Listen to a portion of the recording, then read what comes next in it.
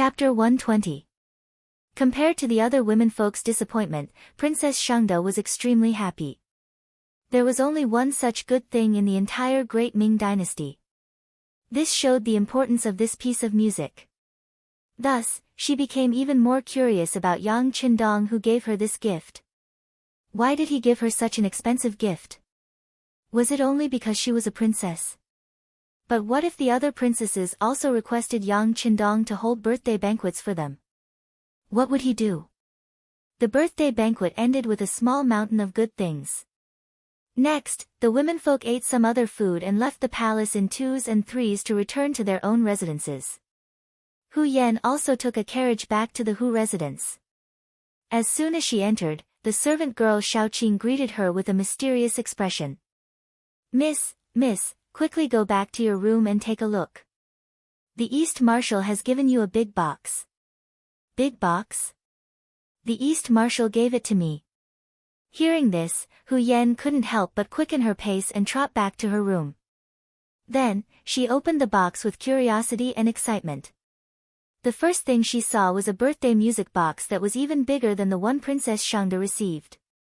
On top of the box was a merry-go-round. After the switch was turned, the beautiful melody of a birthday song immediately sounded. Hu Yan was so happy that she couldn't bear to put it down. Miss, what is this? It can actually make its own sound, and it's so exquisite. Xiaoqing's voice suddenly sounded behind her. Hu Yan was so frightened that she turned around and covered her mouth.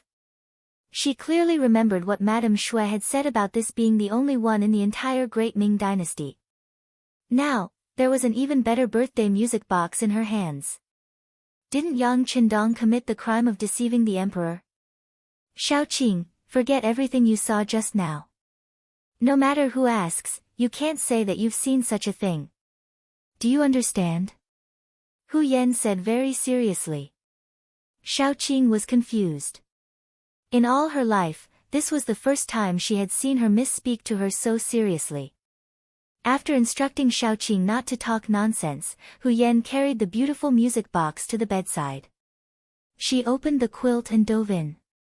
By doing this, she could prevent the sound from spreading out, and she could enjoy the beautiful sound alone. Of course, the sweetness was still in her heart. Through this matter, she knew that Dong Shuai had her in his heart, which was the happiest thing. While Hu Yan was thinking about Dong Shuai, Yang Qindong had already left the imperial palace and returned to the Yang clan manor. As soon as they entered the manor's inner courtyard, Yang Qindong took off his 5th-rank official robes and said to Tiger's Mane, "Spread the news that I, young master, fell when I fell from my horse and needed to rest for a while." "Ah! Young master, did you really fall somewhere?" Tiger's Mane was shocked when he heard the news. He looked closely at Yang Qindong. "You were with him the whole way. When did you see the young master fall off his horse?" "This is just a way to get some peace and quiet." Yang Qindong smiled bitterly and shook his head. But he also knew that it was because Tiger's Mane was too concerned about him that he lost his basic judgment. Oh. Tiger's Mane smiled foolishly and scratched his head. He nodded and turned to go about his business. Not long after, many people in the capital knew that the 6th young master of the Yang clan fell because he was riding too fast. This matter was passed to Wang Zhen through the brocade guard. He was surprised at first, then shook his head with a smile. He's avoiding trouble. This is also good. It's not a good thing to be too outstanding. It seems that we should let the emperor know. When Wang Zhen went to see Zhu Qizhen and told him about Yang Qindong falling off his horse, the young emperor quickly figured out the crux of the matter. He smiled and said, "It seems that we are too concerned about Yang Qindong. This kind of concern is too much for him to bear. Forget it. Since it's like this, arrange for an imperial physician to take a look. Tell him that we will allow him to rest for a period of time." After holding a birthday banquet and sending gifts, Yang Qindong finally got rid of Zhu Qizhen's concern and was able to take a breather. He wanted to rest well and do what he wanted to do, but the situation did not allow it. In the 14th year of Jingtong, Yeshen, the leader of the Mongolian Wara tribe, sent his younger brother to the capital of the Great Ming Dynasty as an envoy. On the surface, it was to pay tribute, but in reality, it was to ask for something. When it came to the Wala, there was one person that could not be avoided. He was the leader of the Wala, Yeshen. In the 3rd year of Jingtong, the escaped Atai Khan was captured and killed by Tua Huan. The Mongolian plateau was reunited in the hands of the Wala. At this point, Tua Huan laid the foundation for his son, Yeshen. After Tua Huan passed away, Yeshen succeeded the throne. After Yeshen succeeded the throne, he called himself the imperial tutor, King Huai. All the tribes of the Wala submitted to Yeshen. As Yeshen's power and influence grew, the Tatar chief's title of Great Khan became an empty title. He could no longer restrain Yeshen. The Wara would pay tribute to the Ming dynasty every year. Tua Buhua and Yeshen, the ruler and subject, both sent envoys to the Ming dynasty. At this time, it was clear that Yeshen did not need to listen to Tua Buhua's instructions. At this point, the relationship between the Tartars and the Wala was similar to the current relationship between North and South Korea. As Yeshen was a cunning Wala leader, he was not as honest as the other Mongols. Instead, he was as cunning as a rabbit. As time went on, the power of the Tartars became smaller and smaller. Not long later, he controlled the Tartars and conquered Yulanhar, unifying the 3 Mongol tribes. On the grasslands, the Wala slowly became the strongest. After unifying the Mongols, Vachi wanted to restore Dayuan and unify the country. As a result, he harassed the Ming dynasty and became a huge problem in the north. Wang Jin used power. Not only did he not strengthen the border, but he also accepted bribes from Vachi and smuggled goods with the Vachi nobles. For the sake of profits, Wang Jin asked his best friend, Guojing, to make large amounts of arrows and give them to Vachi. Vachi would return good horses to Wang Jin as a form of repayment. To get on the good side of Vachi, Wang Jin also treated the envoys well and rewarded them. Ever since Vachi established a tribute relationship with the Ming dynasty, he would send envoys to the Ming dynasty with good horses and other goods. The Ming dynasty government would reward the envoys accordingly. Under normal circumstances, the reward would slightly exceed the value of the tribute. At the same time, the envoys had to be rewarded as well. As a result, Vachi was very willing to pay tribute to the Ming dynasty in order to obtain the wealth of the Central Plains. According to the original rules, Vachi could not send more than 50 envoys to the Ming dynasty each year. Later on, Vachi's greed for the rewards from the Ming dynasty grew, and the number of envoys increased day by day. For example, this time, the periodical Qing had brought a group of 2,500 envoys. In order to receive more rewards, he had falsely reported that it was 3,000 people. As soon as he entered the capital, the name he heard the most from the Wala spies in the capital was Yang Qindong. In the capital, when Yang Qindong was mentioned, the immortal abode had to be mentioned. The periodical Qing brought Captain Tuj's group of 5 to this place, which was known as the most delicious and fun place in the capital. If one hadn't entered the immortal abode, they wouldn't have known that people could still live like this. The delicacies here were things they had never tasted before, the music they had never heard before, the drinks and desserts they had never seen before, and even the chess and cards they had never heard of before. He only wanted to come here to try the fresh food before leaving. Who would have thought that after entering this place in the afternoon, he would only leave reluctantly when it was time to close for the curfew? Even then, he still looked like he had not had enough of it. After half a day, when went to pay the bill, he found that they had spent a total of 120 taels of silver. They hadn't even had a chance to play, but they had already spent so much money. If they tried everything, they probably wouldn't even have enough silver in their pockets to pay the bill. When the group of 5 returned to the relay station, the periodical Qing still had a look of reminiscence on his face. Let's go there early tomorrow and find a good place to play for another day. This place is much better than our great steppe. General, the immortal abode isn't a good place, but it isn't a place we can afford to spend money on. We haven't even eaten anything today. 120 taels of silver is gone just like that. Tuj stood off to the side with a pained expression. What? It's that expensive? The periodical king's expression changed when he heard this. However, he immediately began to laugh loudly. I didn't expect the immortal abode to make so much money. Ha, then this general must meet this Yang Jima. General wants to meet that eastern commander. Tuj didn't understand what the periodical king meant. He wore an unfathomable smile on his face. Correct. This general wants to bring him business and give him a chance to make a lot of money. Ha ha ha. Tuj didn't quite understand the periodical king's intentions, but since the general had said so, he had no choice but to make the arrangements. There weren't many people in Walla who were smarter than the general. As the captain of the guards, he was quite confident in this. Just like that, the next morning, a group of uninvited guests arrived outside the Yang clan manor. The guests didn't come in a soft sedan like the great Ming dynasty's officials. Instead, they came on large horses. They were dressed in the attire of a different race, and the blades at their waists hung unabashedly at their sides. It was as if they would draw their blades at the slightest disagreement. The periodical king purposely brought a group of 20 guards with him to the Yang clan manor. Their formation was quite impressive, causing Yang Wu, who was on duty, to frown. However, when Yang Qindong was training them, he had trained them to be courageous. He didn't seem to be afraid in the slightest. Instead, he boldly stood in front of the group and shouted, "This place belongs to the Crown Prince's steward, Sir Yang." Halt! The group naturally stopped.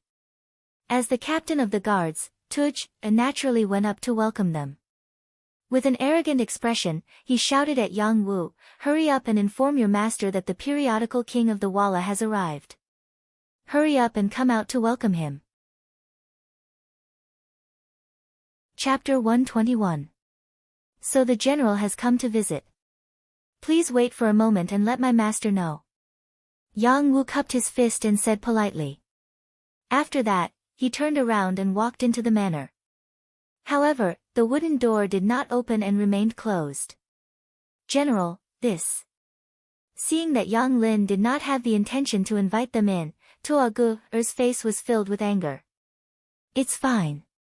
We are new here and this East Marshal has lived in the southern part of the Ming dynasty since he was young. It's normal that he doesn't know about us. As long as someone reports to him, he will meet us. The magazine king had a confident look on his face.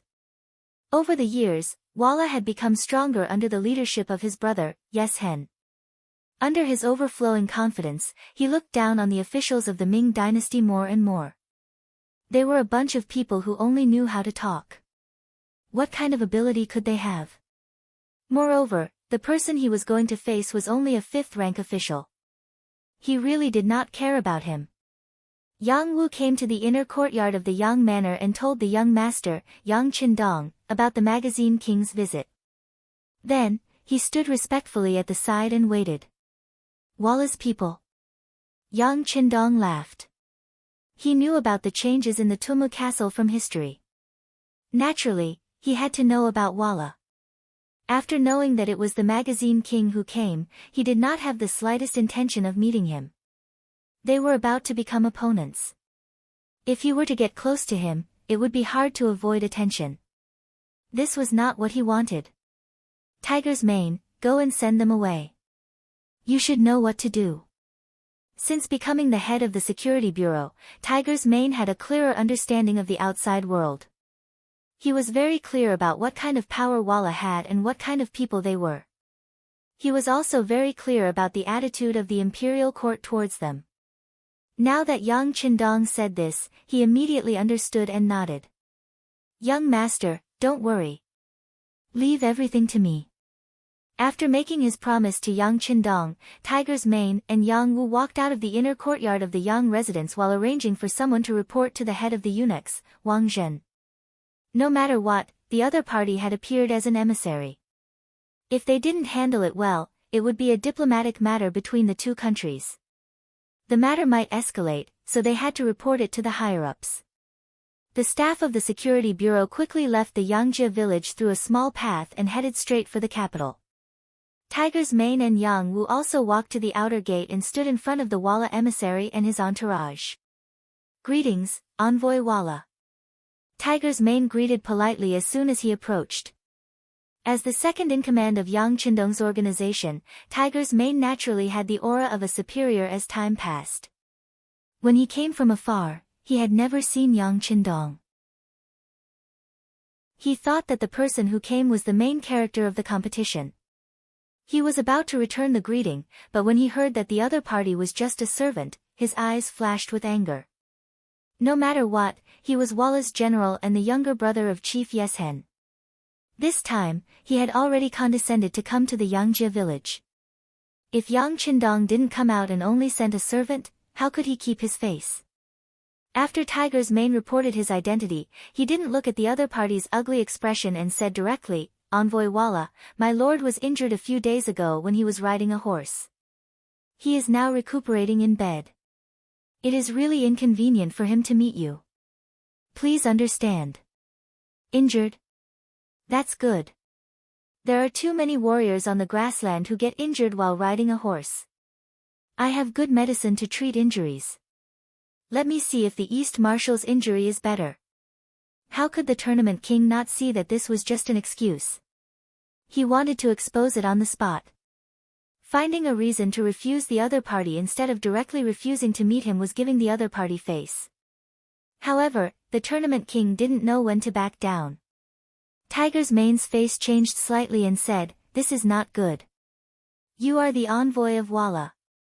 My lord is an important official in the court. It's better not to meet in private to avoid unnecessary trouble." Tiger's Mane repeatedly stopped him, but it angered the guard captain, Tugger. In his eyes, the general coming to the Yangzhe village was giving enough face. Yang Qindong didn't want face, so he couldn't blame him for speaking rudely. "Ha ha ha, it's really a joke. He is just an idle official. The crown prince of the Ming dynasty is still a baby. What's the use of washing horses? How can he become an important official? It's really funny to stick gold on his face like this." Tugger looked up to the sky and laughed, causing the guards following him to also laugh. Swoosh! A murderous aura rushed out with Yang Wu as the center, and rushed forward at a rapid speed. He clenched his fists and glared angrily, as if he was going to start a massacre at any time. "Stop!" Tiger's Mane was the first to feel the murderous aura. He quickly used a voice that only the two of them could hear to stop it. Someone dared to slander the young master. As a subordinate, of course, he was furious. However, the person in front of him wasn't a nobody. He was the envoy of Walla. If they were all killed here, the consequences would be far beyond what they could bear. Moreover, the matter had already been reported to Wang Zhen. Presumably, there would be people coming to the Yangzhe village soon. If they came and saw a ground full of corpses, they wouldn't be able to explain themselves even if they had 1,000 mouths. After stopping Yang Wu and telling him to stop, Hu Mang's expression darkened. "Whether or not my lord is an important official of the court is not something a mere guard captain like you can judge. You don't have the qualifications to do so. Please pay attention to your words and actions. Don't provoke any displeasure because of a slip of the tongue. If there are any consequences because of this, I'm afraid you will have to bear it alone. However, I don't know if a small guard like you is able to bear it." He had just said that His Excellency was not an important official, and here he was being looked down upon as a guard. Tuogu immediately looked at Hu Mang with a face full of resentment. "You look down on a guard like this, then you should be very capable, right? However, 1,000 words can't compare to a fight. I just don't know if you have the guts to do so." Tugger rolled up his sleeves, intentionally revealing his thick and strong arms. When he looked at Tiger's Mane, he was eager to fight. As the guard captain of the competition king, he was naturally a person with outstanding skills. This was also what he was most proud of. Now that he was showing his strongest side, Tugger was full of confidence. He was even prepared to beat Tiger's Mane up until he was looking for his teeth on the ground if he agreed. The Walla were a Mongolian people in the west. They grew up on horses, and fighting bravely was one of the ways they usually solved problems. The tall and sturdy Tugger intentionally revealed the muscles on his arms and looked at Tiger's mane provocatively. However, he didn't know that this performance made him look like a clown in the eyes of others. Tiger's mane and the first batch of Ling Feng were all taught by Yang Qindong. Unlike many other martial arts that were just for show, what he taught was more about killing people. In Yang Qindong's words, war has always been cruel. It won't take care of you just because you're on the side of justice. Similarly, it won't ignore your weakness because you're on the right side. In the end, a real war is about killing and being killed. How to protect yourself while killing is the most important thing. As for other things, they are just fleeting clouds. Under such guidance, Tiger's mane and the others were taught killing moves.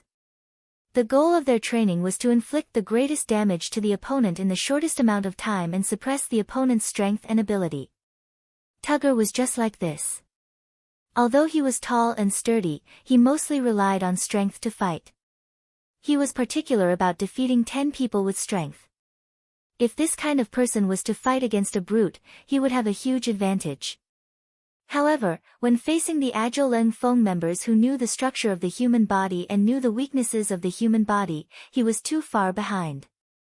If they really fought, the opponent only needed to reveal a small flaw, and Tiger's mane would strike with lightning speed and kill the opponent directly. In this way, Tugger's arrogance was like a clown in Tiger's mane's eyes. Naturally, he would ignore him. Tiger's mane's disregard, in Tugger's eyes, he thought that the other party was afraid. He laughed maniacally like a general who had already won the battle. When he thought that his momentum had shocked Tiger's mane and the others, he gave a look to his subordinates and prepared to break into the Yang family manner. Just when Tugger thought that he had the situation under control and wanted to perform well in front of his master, the tournament king, he suddenly heard the sound of horse hooves. Then, behind them, a group of about 50 iron cloak guards wearing flying suits approached from afar. The sudden appearance of the Ming dynasty's brocade guards forced Tugger, who was about to make a move, to stand still. He even intentionally glanced at General Wang beside him. "Don't be afraid. We didn't do anything wrong. Even if the Ming dynasty's emperor came, what can he do?" The tournament king said arrogantly. Just from this sentence, it could be seen that in Walla's bones, they clearly looked down on the Ming dynasty's army and even the Ming dynasty's ruler, Ming Yingzong Zhu Qizhen. Speaking of which, it wasn't that the Walla were arrogant. In fact, in this world, the strong were respected. Just like the Ming dynasty's Emperor Qingzu's 5 expeditions to the Mongols, the Walla at that time were very respectful to the Ming dynasty. However, in these years, the Ming dynasty had changed 3 emperors and no longer fought with the Walla. As time passed, they forgot how powerful the Ming dynasty was. This was a good example of the saying, "Weak countries have no diplomacy." Tiger's mane had already seen through Tugger's arrogance and their intention to make a move. In order to ensure the young master's absolute safety, he had already made a gesture when no one was paying attention. No one knew that not far away, Yang Qindong's personal guard, Dao Xiao, had been paying attention to all the movements here. Even the safety of the Type 95 in their hands was unlocked and a silencer was installed. They were only waiting for an order to quickly eliminate the Walla team that came to provoke the Yang family manor. Chapter 122. This was the huge difference between modern weaponry and cold weaponry. It was able to quietly finish off the opponent.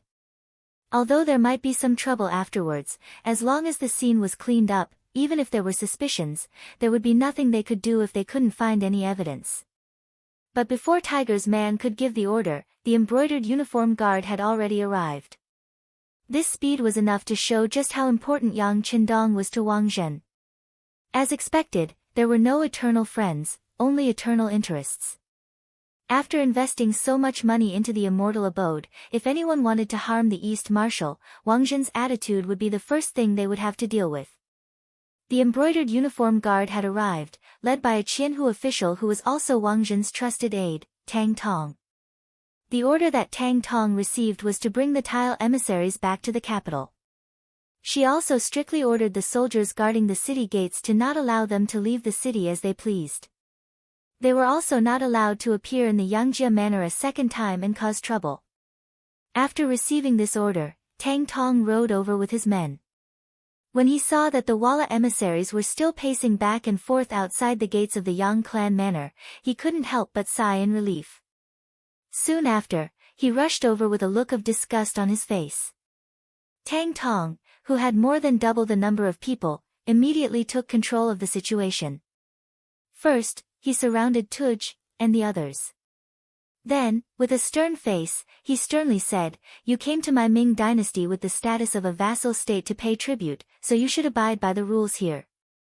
How can you leave the capital without asking for permission and come to the residence of Lord Yang? Just what are you trying to do?" This Tang Tong actually had some tricks up his sleeve. At the very least, he knew how to gain the upper hand by a show of strength. According to the rules, emissaries could enjoy a certain amount of freedom when entering another country, but only within a certain range. If they wanted to go beyond this range, they had to report it. But because the envoys from Vala came every year, as time passed, no one really paid attention to this rule. But this didn't mean that it didn't exist. At the very least, Tang Tong's words were reasonable, and Tuj didn't know how to respond. He could only look at the magazine King to see his master's opinion. The periodical King saw that the embroidered uniform guards had arrived not long after he arrived. He knew that this Yang Qindong's power was not small. Since he wasn't prepared enough and had overstepped his boundaries, he wouldn't be able to gain anything by staying here. This general only saw that the scenery here was not bad and couldn't help but come here. Since the Ming dynasty has rules, then let's just go back. To everyone's surprise, the magazine King compromised. His attitude was extremely sincere, as if he had really come here casually. After saying this, he was the first to turn and return to the capital, Tuj, and the other guards hurriedly following. Soon, they disappeared from everyone's sight, which caught Tang Tong off guard. As one of Wang Zhen's confidants, he naturally knew his master's attitude towards Walla. In the past, every time he came to pay tribute, he would give his master a lot of gold and silver. But this time, he didn't bring any gifts either because he forgot or because of other reasons. This already made his master a little unhappy. This time, Tang Tong came here with the intention of making things difficult for the magazine King and reminding him. But he didn't expect that the magazine King would leave so straightforwardly. From the beginning to the end, he didn't even have the slightest intention of confronting him, which made Tang Tong unable to find a place to say anything. Tang Tong was a little dissatisfied that the matter was resolved so easily. This should have been an opportunity to perform meritorious deeds, but now he missed it. He was unhappy, but he didn't say anything to Tiger's Mane.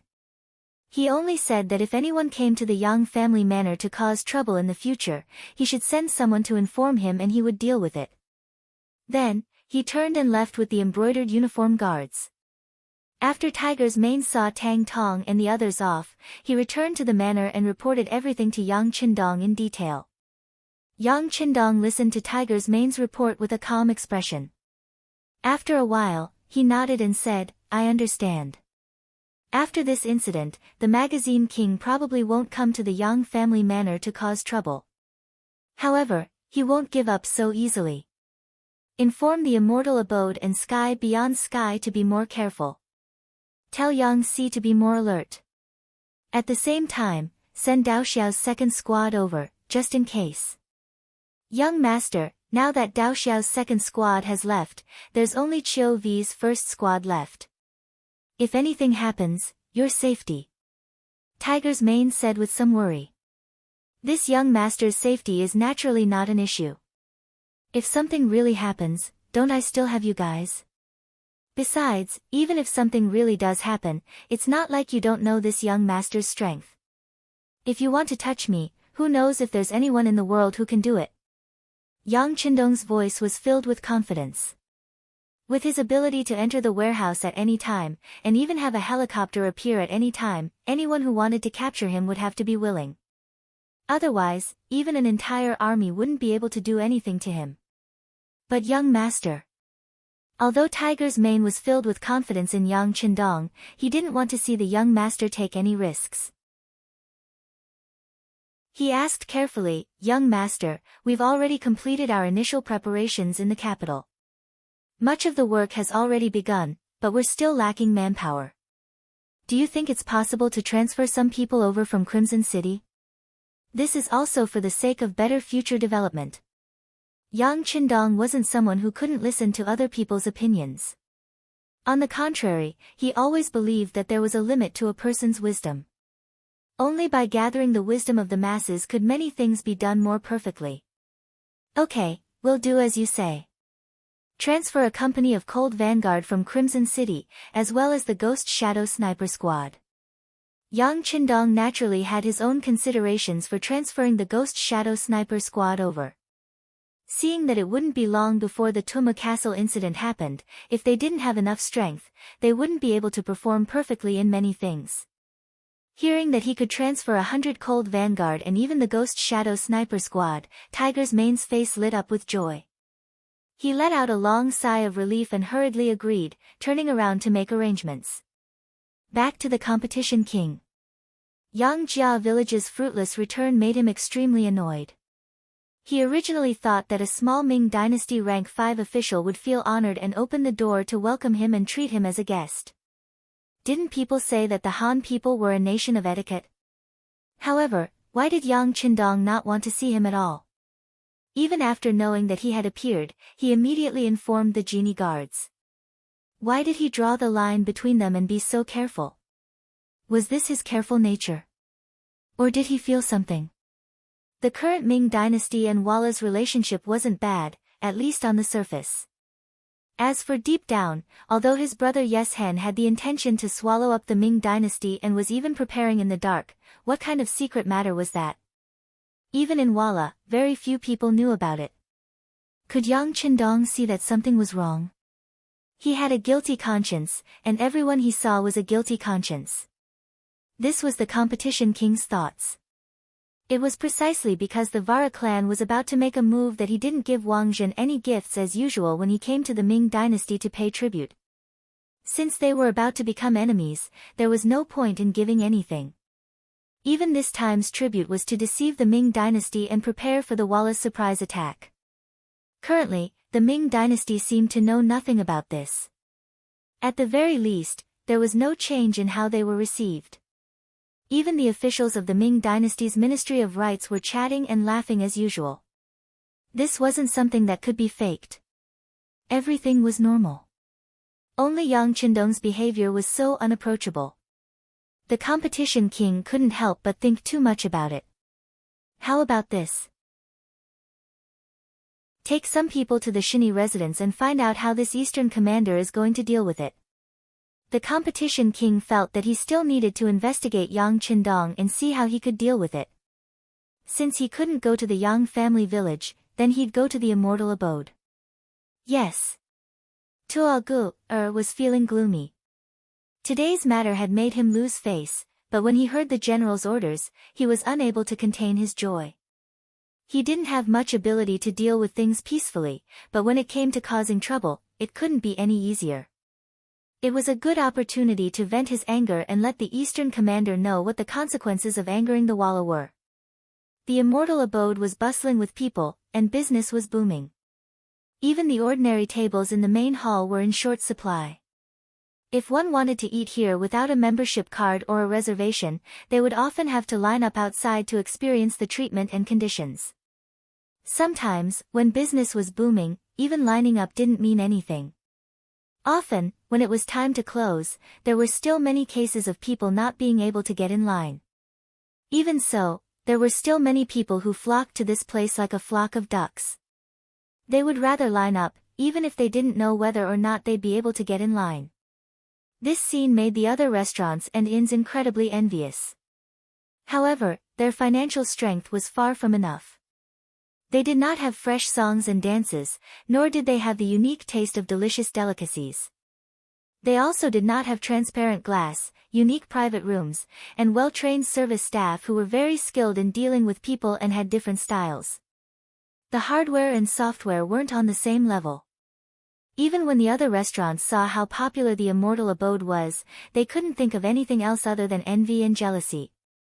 But today, at noon, the exciting scene they'd been looking forward to for a long time had happened.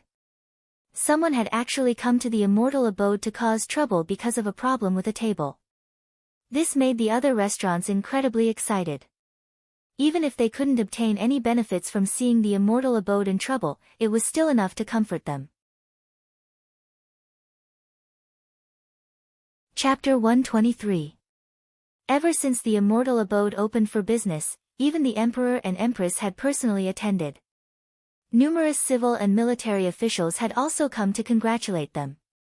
In addition, the embroidered uniform guard could appear at any time, reducing the chances of someone causing trouble to a minimum. Even if there were customers who were dissatisfied with not being able to sit at a table, they could only endure due to the reputation of the Immortal Abode. As time passed, the guests who came here got used to it.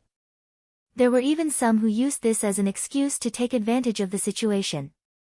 For example, when someone offended an enemy, owed money, or was on the wrong side of the road, the Immortal Abode would become their place of refuge.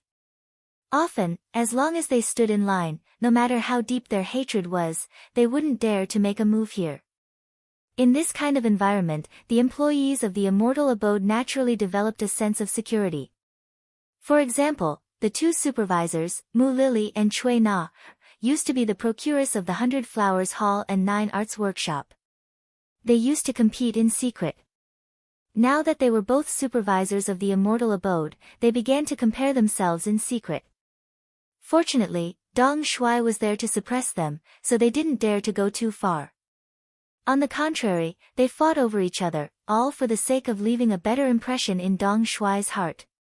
Although the supervisors of the Immortal Abode had a lot of work to do, and they had to interact with a lot of customers every day, the good thing was that everyone gave them enough face. At the very least, they were in a cheerful mood. As a result, the two supervisors didn't have to act as if they were inferior to others. On the contrary, everyone's status was equal here.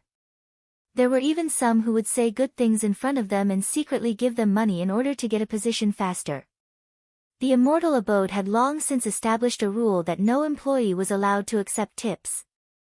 If they were caught doing so, they would be fired immediately, with no room for negotiation. Because of this, only 2 people had been caught since the opening of the Immortal Abode. Their faces were full of regret as they begged for mercy. Even if they knelt on the ground, it did not change their ending at all. This was also a great deterrent to the other staff members here. Even the 2 foremen did not dare to take a single silver coin for themselves. In fact, Yang Qindong had always treated everyone who worked for him well. For many people, being provided with food, clothing, and money was already a good thing that fell from the sky. There were also some people who were selfish and greedy beyond measure. It was no wonder that they were ruthlessly dealt with. Since they couldn't take tips, nice words poured in like a tide. As the foreman, Mu Lily, and Cui Na, felt as if they were bathing in the sun all day long. They were in a good mood. Mu Lily was on duty today. As the foreman, she did her best to arrange everything. Until a waitress ran in front of her and said that there was a customer in the line outside who had an extremely bad attitude. He was so bad that the 2 waitresses in charge of the line were scolded to the point of crying. "There's such a thing. Bring me over to take a look." Mu Lily was astonished to hear that there were people causing trouble outside the Immortal Abode.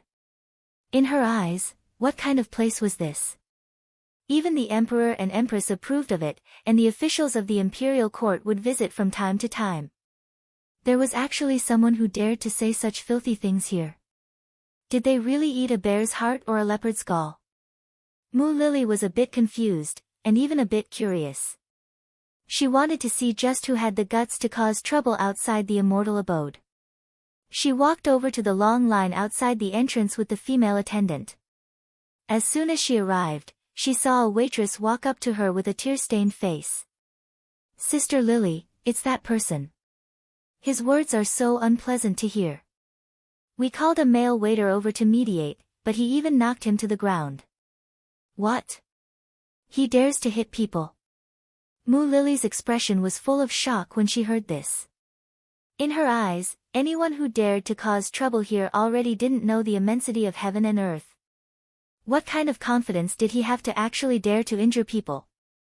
Or was he really just a brute without any schemes? Wasn't he afraid of being captured by the embroidered uniform guard and imprisoned? With all kinds of confusion and doubt in her mind, she followed the two waitresses to the front of the long line, where she saw the brawny man, Tuj, spittle flying all over the place. Tuj had come here to cause trouble. After receiving General Wang's orders, he'd made his preparations and arrived at the immortal abode at noon the next day. His original plan had been to look for trouble after entering the immortal abode. He hadn't expected that he'd be forced to wait in line because he hadn't made an appointment in advance and didn't have a membership card on him. He was the captain of a dignified general's bodyguard. Even in the Walla, he was an existence that could do as he pleased. Very few people dared to not give him face. How could he not be angry when he was given the cold shoulder here? Add to that the fact that he'd come here to cause trouble in the first place, he immediately flew into a rage. He began to spout nonsense in the queue, cursing the immortal abode and saying that they were bullying their customers. He even encouraged others to stop spending money here. Those who could afford to spend money in the immortal abode were either wealthy or respectable. What they wanted was face. Naturally, they wouldn't be swayed by Tuj's words. They only looked at him as if they were watching a show. Everyone had noticed that there were embroidered uniform guard members nearby. However, they didn't immediately stop this man in foreign clothing. It seemed like they were waiting for some kind of order. The embroidered uniform guard really did want to arrest him, but it was Tuj's attire that allowed them to recognize him as someone from the Walla. It was very likely that he was part of the diplomatic mission. When it came to diplomatic matters, the embroidered uniform guard didn't dare to act recklessly. They were truly the epitome of what it meant to be an expert in civil wars, but an amateur in foreign wars. By the time Mu Lily arrived, this was the scene that greeted her. Tual was stomping her feet and cursing something, surrounded by a crowd of onlookers. One of the immortal abode's attendants had been beaten up, and blood was flowing from his nose. He glared angrily at Tual with the help of a waitress. "What are you doing? Do you know where you are? If you don't explain yourself today, I'll report you to the authorities and have you arrested." Mu Lily looked at the injured waiter from afar. Her eyes flashed with extreme anger. Ever since she'd been promoted to a member of the House of Good Children, she'd been able to speak with many people as equals. She no longer feared the authorities. On the contrary, when she encountered a problem, she would report it to the authorities. Suddenly, an extremely beautiful woman had appeared to criticize him. Even though she wasn't young anymore, she was still in her mid-20s. In Tuj's eyes, she was still extremely attractive. He only felt that the woman in front of him was 100 times prettier than the prostitute he'd found in the red light district last night. His male hormones had officially come online. "Yo, such a beautiful woman wants to work here to earn money. Why don't you follow this captain? I guarantee that you'll live a good life in the future. What do you think?" Tuj's eyes shone brightly. He was like a wolf who'd spotted a sheep. He approached her step by step. She'd interacted with all kinds of men over the years, so she was naturally no stranger to this kind of gaze. Mu Lily sensed a trace of threat, and her aura involuntarily dropped. She took a few steps back, pretending to be unyielding as she said, "What are you trying to do? Let me tell you, I'm a commoner from the Ming dynasty. I'm from a good family. You'd best have some self-respect." "Ha, a good family is good. A good family is clean. I like it." Tuj's brain was currently overtaken by lust. How could he care about such rules? All he wanted to do was to hug Mu Lily in his arms and dote on her. "What are you doing?" Someone in the crowd noticed that something wasn't right. A young man dressed like a scholar took advantage of his tall stature to block Tuj's path. He wanted to stop Tuj's unbearable behavior and reason with him.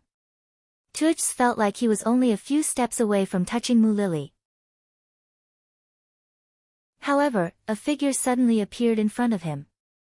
In a fit of anger, he drew his sword without any explanation and slashed it forward. Holy shit! The scholar's eyesight wasn't bad. When he saw the blade coming, he hurriedly dodged to the side, narrowly avoiding the attack. However, a corner of his robe had been cut off by the blade. It fluttered in the air, as if to tell the crowd that Tuj's anger and killing intent had been truly unleashed. From drawing his sword to slashing it out, the crowd was scared witless. After seeing this person from the Walla's diplomatic mission get serious, no one dared to meddle in this matter. Instead, they all scattered, putting some distance between themselves and the Immortal Abode's main entrance. In this way, Mu Lily and the two attendants who followed her were completely exposed. Tuj's actions just now didn't seem to be inappropriate in the slightest. In the Walla, one's fists were the absolute law. Apart from the women of the leaders and generals, any other woman could be forcefully snatched away with their fists.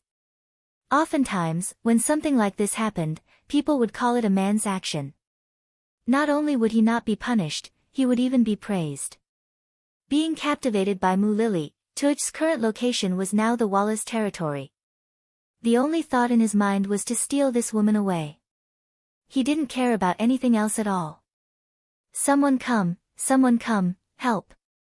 Seeing that there was no distance between her and Tuagu, Mu Lily lost her head out of fear and didn't forget to shout loudly. Her gaze also turned towards the embroidered uniform guards wearing flying fish robes not far away. Unfortunately, the embroidered uniform guard acted as if they didn't see what was happening. They'd already arranged for someone to report the incident to their superiors. They wouldn't act rashly until they received orders. Even if Tuj's actions were to kill someone on the street, as a member of the diplomatic mission, he didn't necessarily have to follow the Great Ming Dynasty's laws. Chapter 124. The brocade robe's indifference caused Mu Lily's expression to change again and again.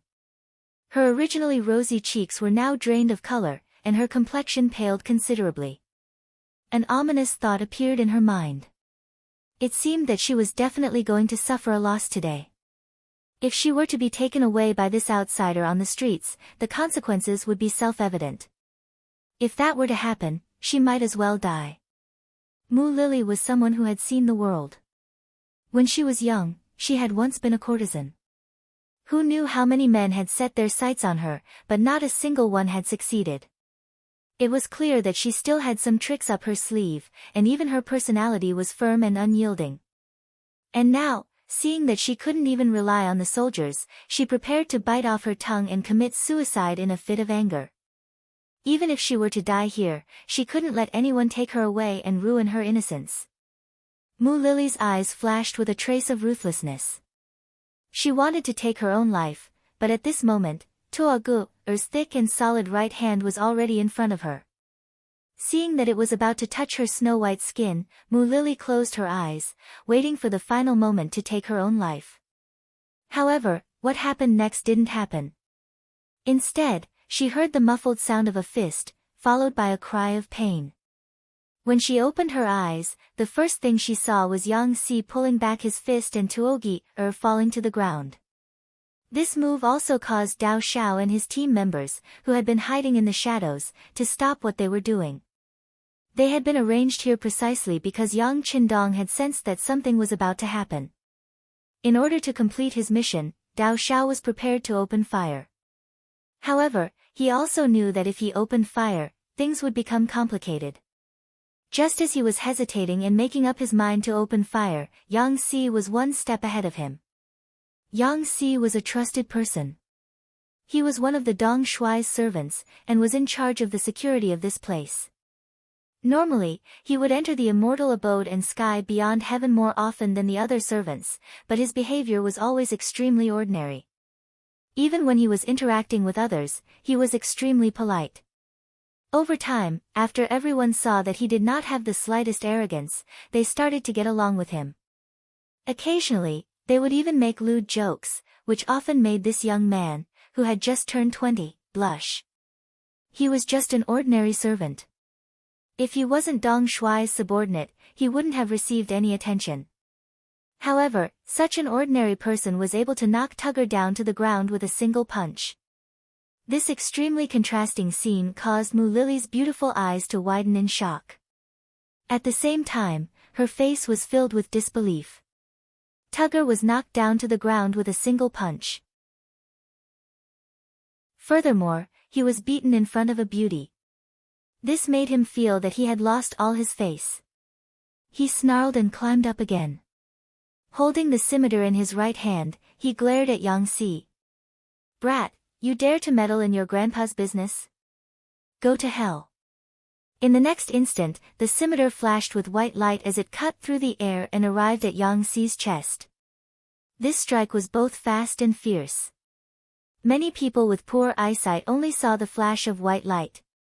Because of their nervousness, many people clenched their fists tightly, displaying the nervousness and excitement in their hearts. There were even a few people who reached out with their right hand to press against their hearts, as if their hearts would jump out of their bodies if they didn't do so. Compared to these people, Mu Lily's reaction was even more extreme. She directly let out a cry of alarm. She was truly worried that Yang Si would die because of this. If that happened, even if she bit off her tongue and committed suicide, she still wouldn't be able to make up for her mistake. The scimitar slashed through the air in front of him, followed by a cry of alarm behind him. However, none of this prevented Yang Si from making an accurate judgment. Under his inhuman training, he had long since mastered the ability to maintain a steady state of mind. When the scimitar slashed over, he merely leaned his body slightly to the side and narrowly dodged the sharp edge of the scimitar. Following that, he rushed forward like an arrow. His right hand changed from a fist to a palm as he moved forward, grabbing Tugger's right hand that was holding the scimitar. Following that, before anyone could react, he clenched his fist, twisted his wrist, lifted his arm, and spun his hand around to raise Tugger's right arm high up in the air. Then, he exerted some force. Accompanied by a crisp, "Kacha" sound, Tugger's right arm was instantly dislocated, causing Tugger to cry out in pain once again. This series of actions was executed extremely beautifully. Regardless of whether it was the timing of the attack or the intensity of the attack, they were all extremely suitable. It gave people the feeling that the outcome of the battle was decided with just a single exchange of blows. Tugger, who looked taller and fiercer, cried out in pain as he hugged his arm. He was like a fat pig that had been slashed but didn't die. After doing all this, Yang Si confidently took 2 steps back and stood back at his original position. It was as if he hadn't made a move at all. Only when he saw Tugger crying out in pain and losing his ability to fight, did Yang Si slowly turn around and come to Mu Lily's side.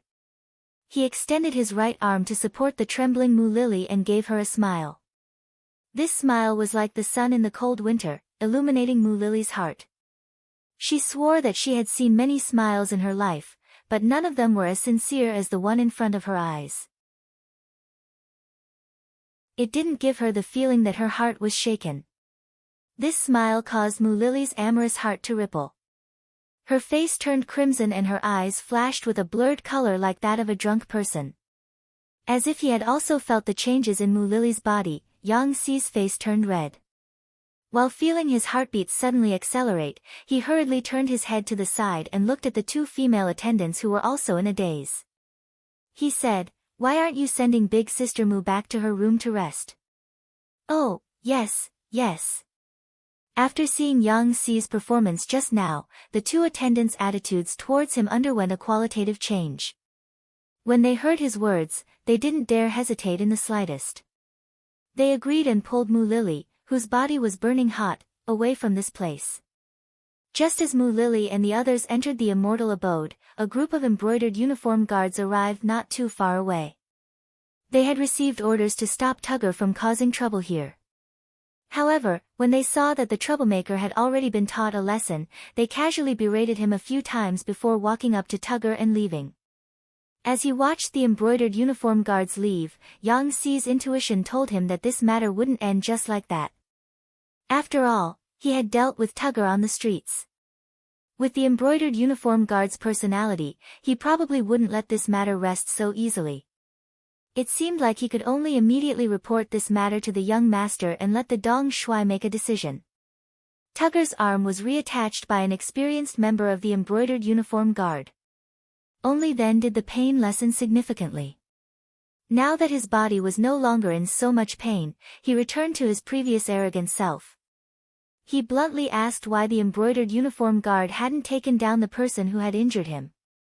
Just as Tugger was criticizing the embroidered uniform guard for their unfairness, the embroidered uniform guard appeared. Beside him was a eunuch dressed in eunuch robes.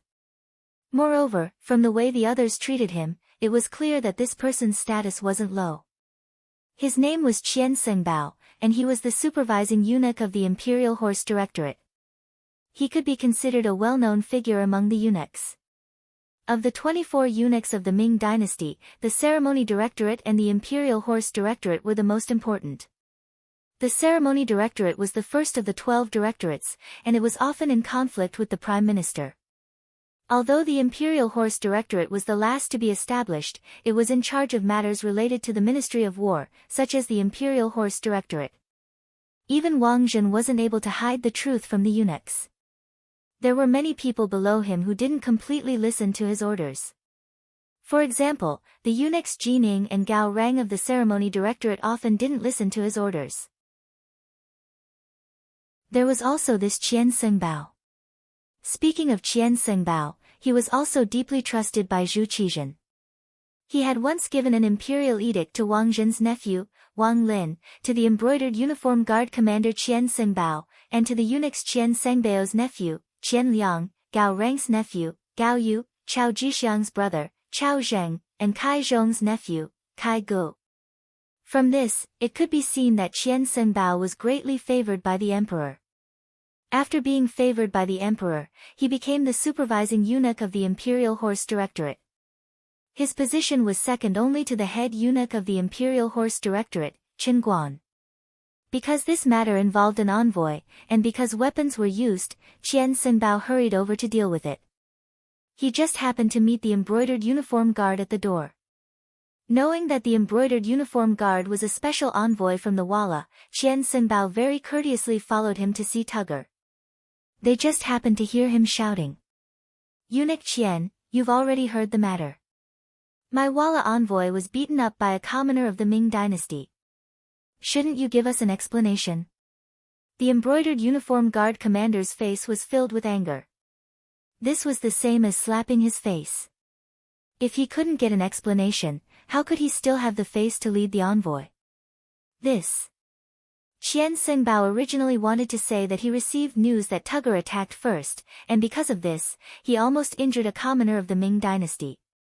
However, when he thought about how no lives were lost, and the one who was injured was Tugger, he felt that he had already earned some face.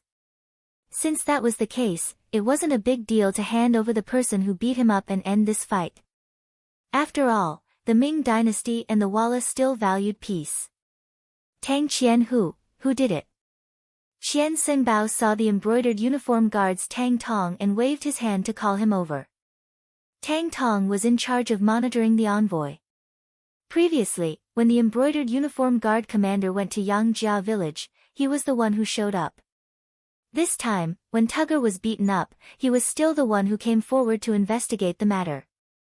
Qian Sengbao's status was higher than Tang Tong's. Since the other party asked, Tang Tong couldn't not answer. After thinking for a moment, he replied, "I heard that it was done by one of Yang Shima's servants." Yang Shima?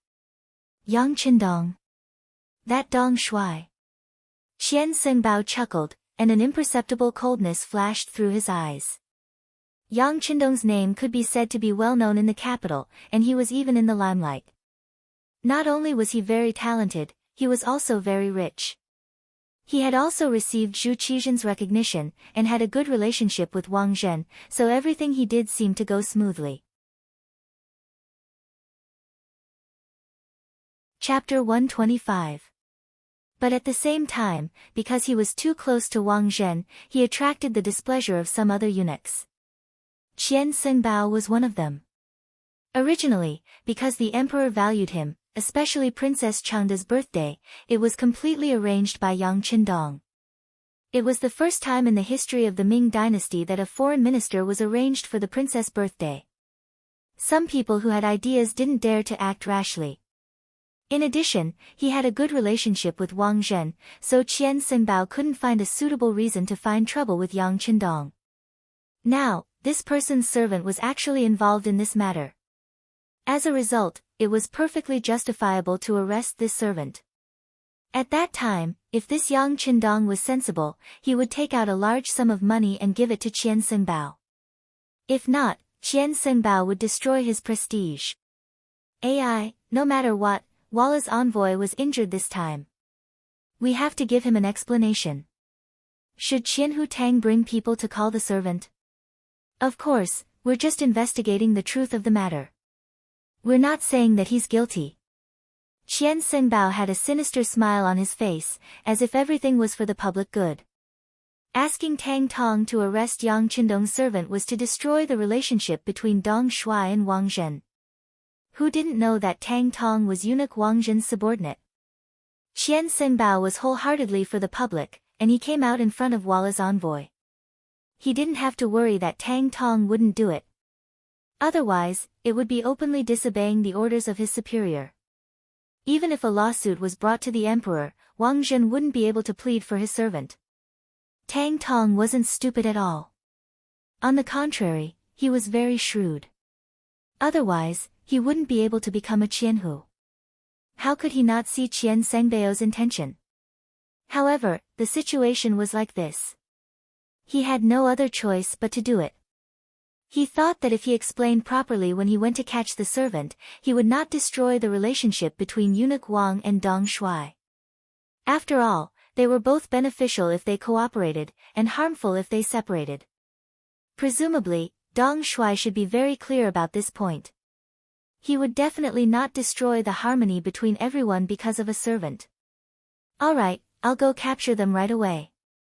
After receiving the order, Tang Tong led her subordinates towards the immortal abode. The immortal abode wasn't affected by what was happening outside. What happened outside the gate was just one of the topics that everyone talked about. Compared to most people's indifference, Mu Lily was extremely nervous. After a while, her heart slowly calmed down. Then, she began to worry about Yang Si. Wounding Tile's messenger in the middle of the street was a serious crime. She didn't know how a mere servant like him could be so skilled. This time, he had caused such a big mess. He wondered if anything would happen to him. Although Dong Shuai was very capable, this was only a servant's accident. How much effort would he put in? If Yang Si was punished because of her, or even arrested by the brocade guard, what would she do? Just when Mu Lily was blaming herself, Madame Snow came to her room to rest.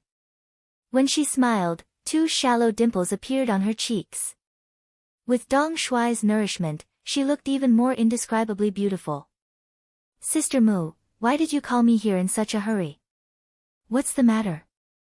Madame Shui was arranging the performances in the front hall. Suddenly, a waiter told her that Mu Lily was looking for her. She was very anxious. She put off all her work and came here because of the sisterly love between sisters. Seeing Xiao Yushua, Mu Lily acted as if she had seen her savior.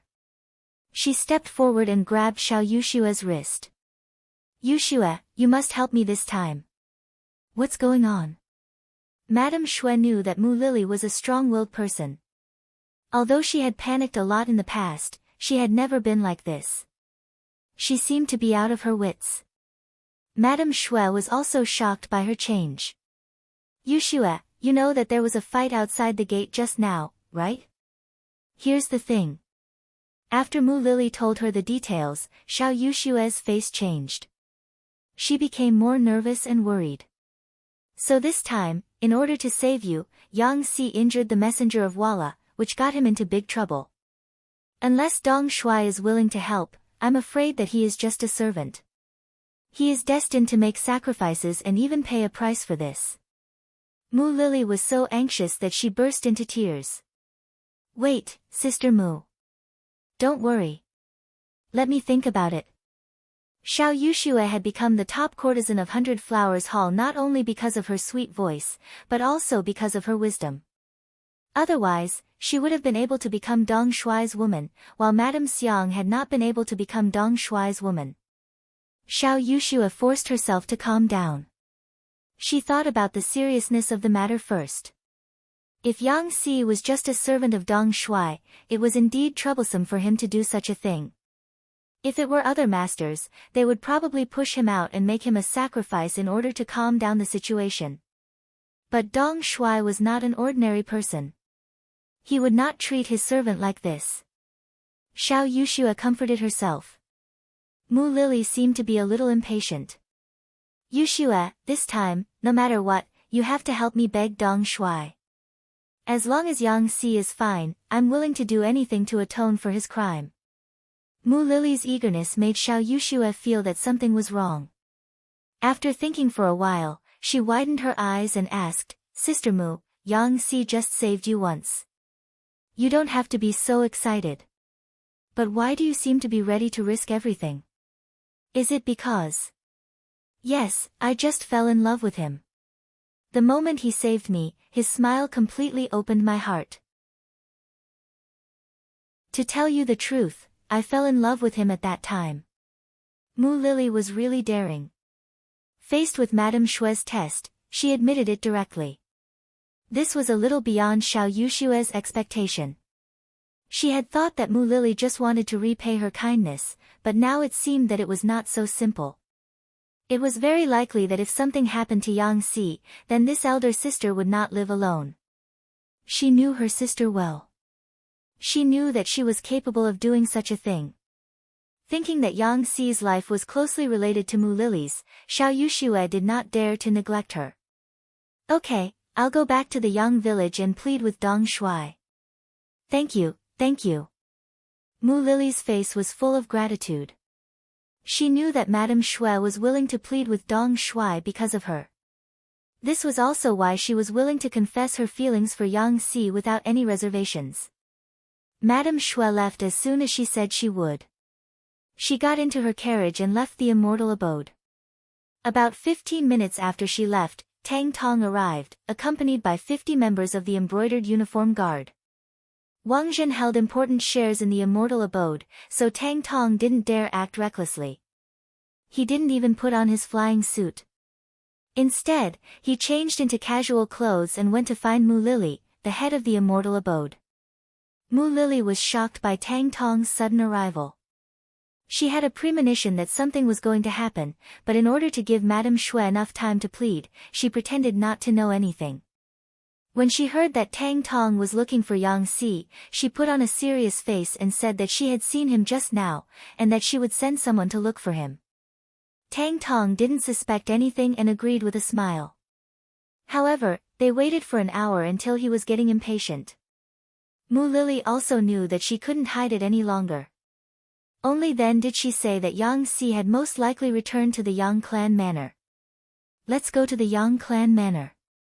Tang Tong's face was full of displeasure. They'd been here for too long.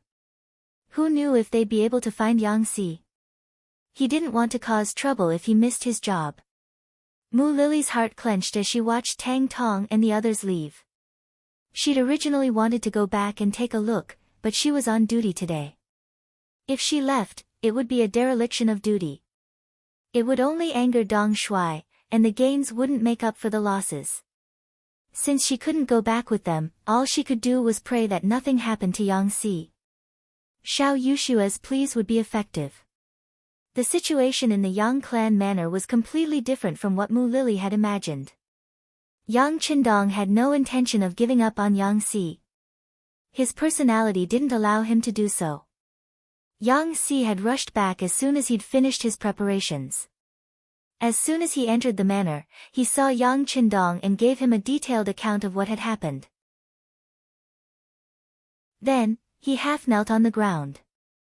His actions today were a little rash, but seeing that the embroidered uniform guards were only watching the show without making a move, he could not just stand by and watch Mu Lily be taken away. If that was the case, he was afraid that it would make the young master unhappy. Yang Qindong was writing something in his study. It was a new song and a new book. The area covered by Yang Bao was no longer limited to the capital. He had already reached Tianjinwei, and the next step was to prepare to enter the auxiliary capital, Nanjing. Although this might take some time, the necessary preparations had to be made. As he wrote, he listened to Yang Xi's report. From the beginning to the end, there was not the slightest change. Even when he heard that Tuo Gear's arm had been dislocated, he still continued to write with vigor. Xiao Yin, who was grinding ink at the side, trembled. She was clearly afraid when she heard this. It's fine. Yang Qindong had no choice but to put down his brush. He gently placed his hand on the back of Xiao Yin's hand and gave her a comforting smile. Then, he slowly turned his gaze to Yang Xi, who was kneeling on the ground. You did the right thing. Get up. Thank you, young master. The words, did the right thing, made Yang Xi feel as if he had been pardoned. He stood up, and Tiger's Mane and Beta Persei, who were standing to the side, hurriedly reached out to help him up. In the past few days, they had gotten along very well, as if they were blood brothers. Of course, they didn't want to see their brother make any mistakes. Chapter 126. When he saw Tiger's Mane and Beta Persei's nervous expressions, Yang Qindong chuckled. With our current strength, we can still cause trouble, but we shouldn't be afraid of it. If anyone provokes us, when it comes to matters of principle, we absolutely cannot back down. If we can't back down, we'll F*ck them up. The vulgar F*ck them up caused Tiger's Mane and the others to tremble, their eyes shining. This was the temperament and style of a true hero. This matter was originally caused by the Walla emissaries being overbearing. They wanted to see me, but couldn't, so they had no choice but to target the immortal abode. Yang Qindong's mind was very clear, and he quickly thought through the entire situation. Since this matter has come, there's no way to avoid it. If that's the case, then we'll just have to face it as we should. Yang Qindong spoke with a face full of confidence. This confidence came from his large warehouse. With it, he didn't believe that there was anyone in this world who could harm him. If it weren't for the sake of the great Ming's people, and the fact that he didn't want them to experience the flames of war, he would have already used Crimson City as the center and slaughtered his way into the great Ming's interior. If he didn't want the common people to suffer, then he had to play a big game of chess. In the process of laying out his plans, he had to endure patiently. However, enduring patiently didn't mean that he had no principles to back down. For example, Yang Xi's actions were within his rights. If he couldn't even protect his people this time, then his titles as Young Master and Dong Shui would lose all meaning. No matter how many treasures there were in the warehouse, they would only be decorations. Yang Xi had to be protected. As for how many troublesome matters would arise in the process, he would just have to deal with them as they came. He had already made up his mind. When he was about to announce it, Madame Snow stumbled into the study. Her face was covered in sweat, and her expression was extremely nervous. When she entered the study and saw that Yang Xi was still standing there, she breathed a sigh of relief. Sister Shui, what happened to you? Xiao Yin was shocked to see Madame Snow in such a state. She hurriedly took out a fragrant handkerchief and walked over. Yang Qindong's eyes also fell on Madame Snow. There was curiosity and doubt in his eyes. At the same time, there was a faint murderous intent flowing in his eyes. Yang Qindong thought that something big must have happened to make Madame Snow so nervous. Could it be that someone had attacked the immortal abode? Someone was challenging his bottom line, forcing him to erupt with an appropriate amount of strength. I'm fine. Noticing the confusion in their eyes, Madame Shui thought that she might have acted too hastily and caused misunderstandings. She hurriedly explained, I'm here for Yang Xi. Young master, can I beg you not to hurt Yang Xi? He did it to save Sister Mu. Big Sister Mu said that as long as young master spares Yang Xi, she'll do anything you ask of her. She's willing to be a slave for the rest of her life, working for the immortal abode. Wait a moment. Yang Qindong interrupted Madame Snow. Why is Mu Lily so worried about Yang Si? You came here in such a hurry. You must have been entrusted with this by Big Sister Mu, right? His question hit the nail on the head. Madame Snow's face flushed red. She knew that nothing could be hidden from Dong Shuai. She nodded and said, yes, Big Sister Mu went to find Madame Snow. She said that Yang Si did everything to save her. She couldn't be ungrateful, so she asked me to intercede on his behalf. I'm afraid that's not all. Yang Qindong chuckled. He'd heard something different in Madame Snow's words. Yang Si was just a servant. In any other noble family, his existence was completely dispensable. Even if he'd made some kind of contribution, he wouldn't have earned such gratitude from his master. But judging from Mu Lily's expression, she was obviously very anxious. Otherwise, Madame Snow wouldn't have come back in such a hurry. There must be something else. Since Yang Qindong had pointed it out, Madame Snow knew that there were some things that she couldn't hide. Otherwise, if Dong Shuai found out that she had something on her mind, it would be a big deal. After deciding to say it, she turned her head, looked at Yang Si and said, Elder Sister Mu admires you, you can be considered lucky. What? Yang Si hadn't figured out what had happened. But when Madame Snow suddenly pointed at him, he was immediately stunned. At first, he didn't know what to do. Then, his face turned red. Obviously, he was a little overwhelmed and even a little emotional. Ha ha ha ha. Yang Qindong, on the other hand, could not help laughing out loud when he finally heard Mu Lily's attitude from Madame Snow. Good luck. Yang Si, you're in luck. Ha ha ha. Young master. Yang Si was very embarrassed by Yang Qindong's laughter. He could only lower his head and express his feelings silently. Well, there's nothing to be embarrassed about. Tell me, do you like Mu Lily? Of course, she's a few years older than you. If you don't like her, it's fine. Just make her give up on this idea. Although Yang Qindong was very happy that these trusted subordinates of his settled down early, he was also relieved.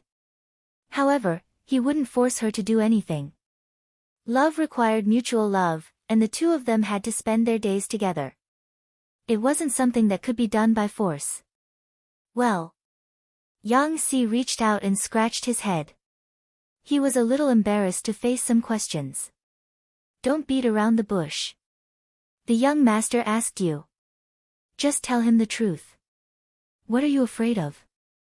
Tiger's mane urged anxiously when he saw Yang Si's ambiguous attitude. His right hand was naturally raised. From the looks of it, if Yang Si couldn't give an answer, this slap would fall at any time. Seeing that everyone was looking at him and waiting for an answer, Yang Si knew that it was not the time to be pretentious. He immediately raised his head and looked at Yang Qindong. He knelt on the ground again. Young master, I also like Steward Mu. If she's willing, please accept her, young master. When Yang Si finally expressed his attitude, Tiger's mane's big hand finally fell and hit him on the back of the neck. Tiger's mane then laughed and said, You're the one who dares to admit what you did. Ha ha ha. Hearing Tiger's mane's words, several people in the study laughed.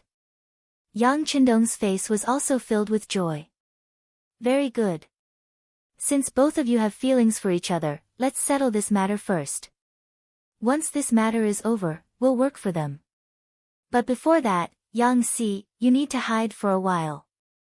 Tell everyone that he has returned to his hometown in Jianing Prefecture. Do you understand? This was Yang Qindong's preparation to protect Yang Si. After hearing this, everyone immediately agreed in unison. At this moment, footsteps came from outside the study. Yang Wu walked into the study and half-knelt. Young master, Qinhu Tang Tong of the embroidered uniform guard is here. He said he has something to ask you. He came so quickly. Yang Qindong's face immediately became serious. Take him to the side hall and wait. Young master, I'll go over now. Yes. Yang Wu answered and left. Yang Qindong looked at Tiger's Mane and said, "Take Yang Si to the backyard and find a place to hide. Tiger's Mane, follow young master to the side hall and meet Tang Tong." After saying this, Yang Qindong stood up. Madam Snow looked at him anxiously and seemed to want to say something, but he spoke first. "Don't think too much. Yang Si will be fine." Yang Qindong went straight to the side hall. Madam Snow was still a little uneasy. Xiao Yin, who stayed behind, held her hand and comforted her. "Sister Snow, don't worry. With young master here, Yang Si will never be handed over." These words weren't words of comfort, but Xiao Yin was well aware of the close relationship between the young master and the retainers. It's just that some things can't be explained to others. You can only rely on yourself to observe and see with your heart to understand a thing or two. Tang Tong had just been led into the side hall by Yang Wu when Yang Qindong and Tiger's Mane appeared in the side hall. Seeing Yang Qindong in green, Tang Tong did not dare to be arrogant. She quickly sat up and saluted with her hands folded. "Greetings, Yang Qindong." "Ha, Chiliarch Tang, you're welcome." Yang Qindong pointed to the chair with a smile on his face. "Thank you, Yang Qindong." Tang Tong said politely and then sat down again. A maid brought tea and put it in front of Tang Tong and Yang Qindong. Then she left. As a guest, Tang Tong gently picked up the teacup and took a sip. Then she nodded with a look of enjoyment. "Dong Shuai's tea is really good." "Chiliarch Tang, you're welcome. If you like it, you can take some back when you leave." Yang Qindong still had a smile on his face. He spoke unhurriedly and did not seem to have any intention of asking why Tang Tong was here. In Tang Tong's eyes, Yang Qindong's calmness made him unhappy. He had brought dozens of brocade guards with him. If it were other ministers, they would have panicked and lost their composure. There were usually only two possibilities for Yang Qindong to show such indifference. First, he was pretending to be stupid. Second, he was really stupid. The great Dong Shuai could not have a problem with his brain. Then, it could only be the first answer. It seemed that it would be very difficult to find Yang Si, who had hit people. However, he had to do his job. Even if this trip was annoying, he could only get straight to the point. "Yang Qindong, the situation is like this. This Chiliarch is here for a servant of yours named Yang Si. He injured people outside the immortal abode earlier. They've already reported it to the authorities and are going to confront him. However, I don't know if it would be convenient for you to hand him over." Tang Tong spoke in a probing tone. If one looked closely, they would even see a trace of a smile on her face. It was as if she wanted to tell Yang Qindong that she was not here for him. She was here because the implications of this matter were too great. Given her position, she had no choice.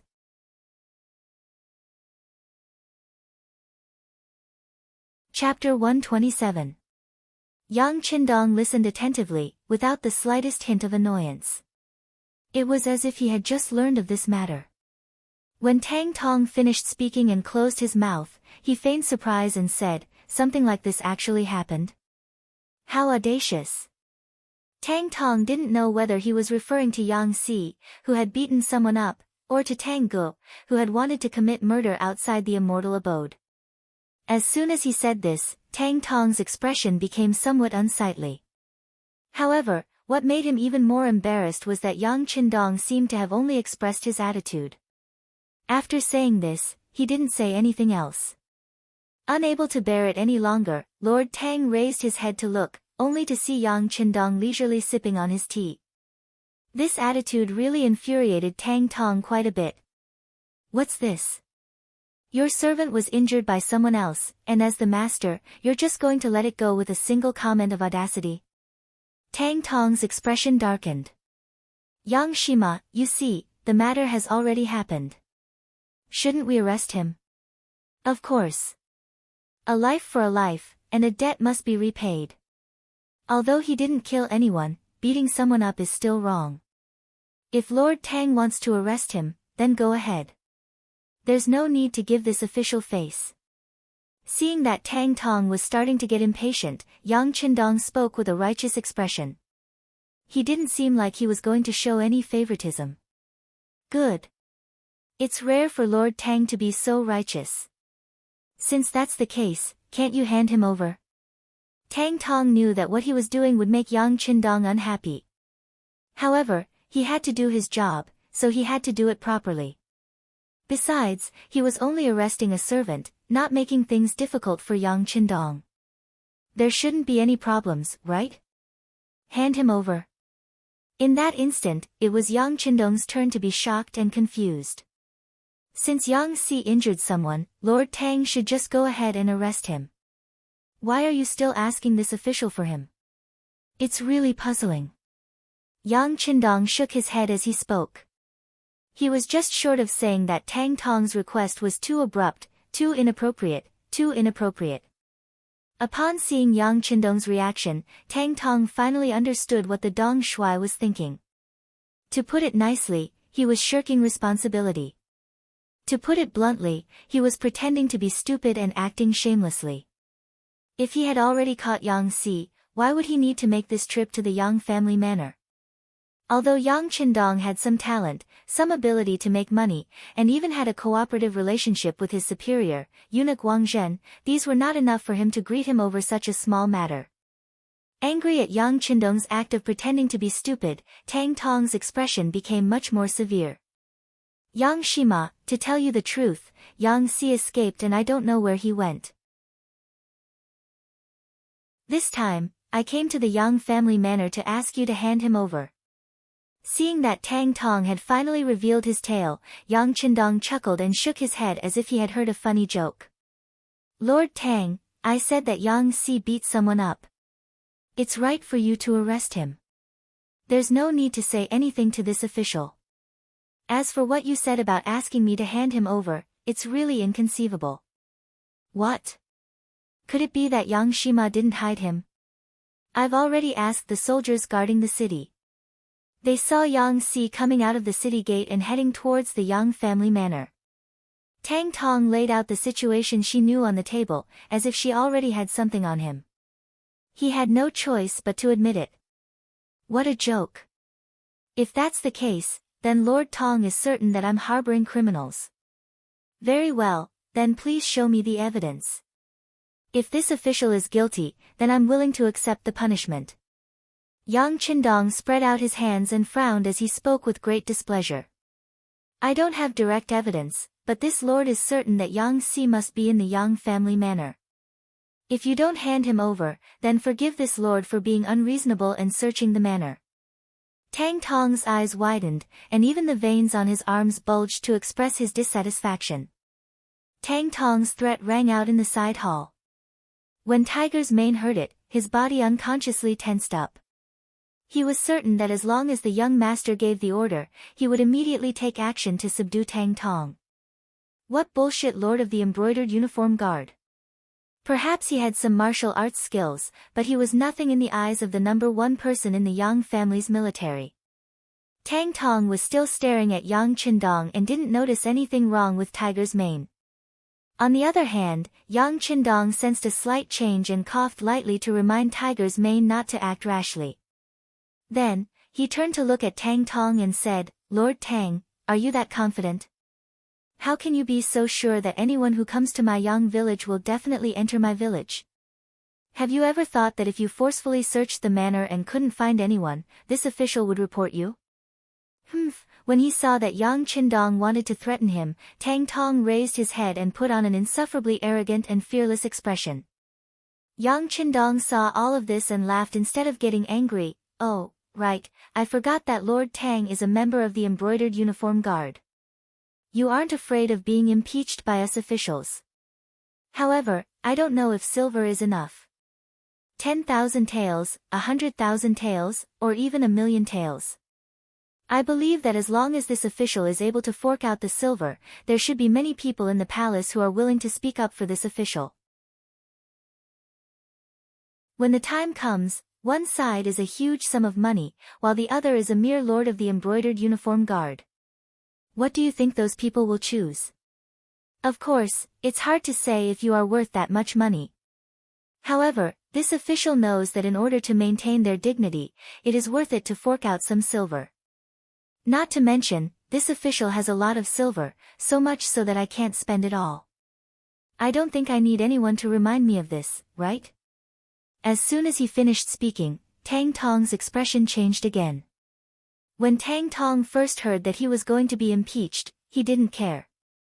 After all, he was a member of the embroidered uniform guard and this time, he was in the right.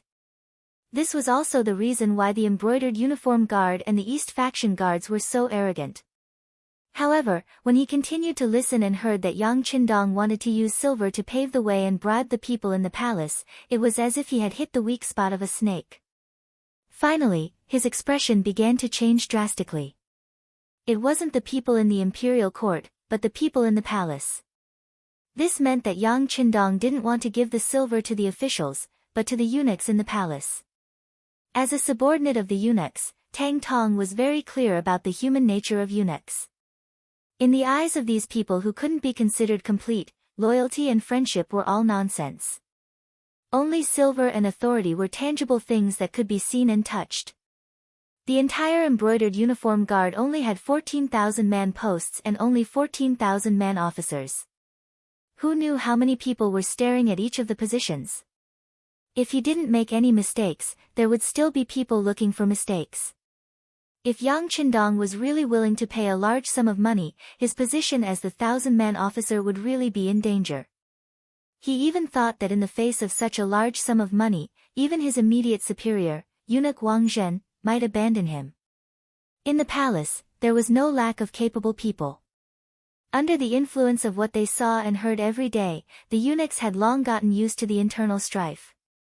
They had long understood what it meant to cheat each other and what it meant to hit someone when they were down. Once something happened to him, he didn't know how many people would secretly plot against him. Would Yang Qindong be willing to pay a large sum of money? Others didn't know, but the things that this person did couldn't be judged by common sense. Perhaps for the so-called dignity that wasn't worth much, he would really do it. If he was really willing to pay 1,000,000 taels of silver, he dared to guarantee that he would have a good time raiding the village. However, it wouldn't be long before countless reasons would appear to make him a prisoner. After a careful analysis, Tang Tong couldn't help but break out in a cold sweat. When he looked at Yang Qindong, although the other party's face had already returned to its previous calm state and looked as harmless as before, for some reason, in his eyes, Yang Qindong seemed to have become as terrifying as a ferocious tiger that could eat people. Noticing that Tang Tong's expression was constantly changing, Yang Qindong didn't say anything else, nor did he have the intention to rush him. He knew that some things needed to be thought through by himself. Of course, if the other party wasn't afraid of his threat, then there was only one last step left, which was to let the tiger's man and the others strike first. Although the consequences of this would be extremely severe, it was still better than raiding the village. After the Yang family manor passed through his hands, there were already too many secrets. Many of the good things stored were also used up and he didn't have time to put them away. This matter also reminded Yang Qindong that in the future, it was better not to put too many things that could not be seen by others in the manor. He had to be vigilant at all times. He did not want to wait until something big happened. If he reacted, then it might be too late. Yang Qindong didn't say anything, but Tang Tong's heart was in turmoil. In the end, his rationality prevailed over his impulse. If he searched the village, regardless of whether he found Yang Si or not, he was afraid that this enmity would be formed. He could foresee that the outcome that awaited him wouldn't be too good. Since that was the case, he might as well do a favor at little cost. Sigh. After a long sigh, Tang Tong was also an expert at acting. He frowned and said as if he had been wronged, Yang Si Ma, of course this Qian who doesn't want to make things difficult for you. However, the order was given by the Imperial Horse Supervisor Eunuch Qian Seng. I'm only following orders. If I can't find him, I really don't know how to explain it. That's simple. Yang Qindong's face was full of confidence. He gave Tang Tong a friendly smile and said, "Qian Hu Tang, you can say that Yang Si knew that he had hurt someone and was afraid of being sued, so he has already left the capital. It's very likely that he went to the Yang family manor in Jianing Prefecture. As long as the checkpoints along the way are strict, it's very likely that he will be intercepted and arrested halfway."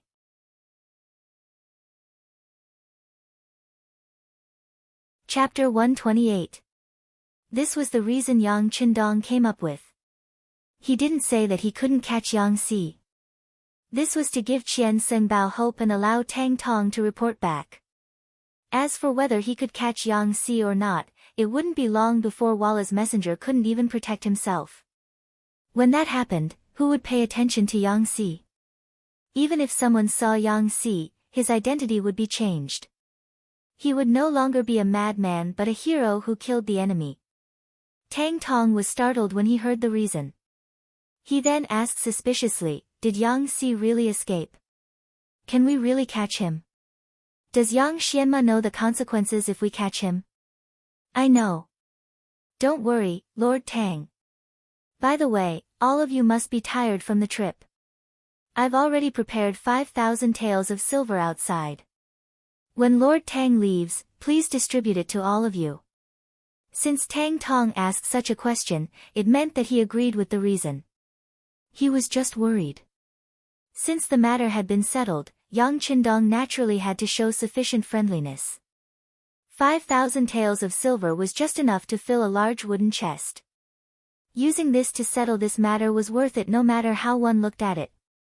Whether it was at the seaside of Crimson City, Immortal Abode, or sky beyond heaven, Yang Qindong could be described as earning a fortune every day.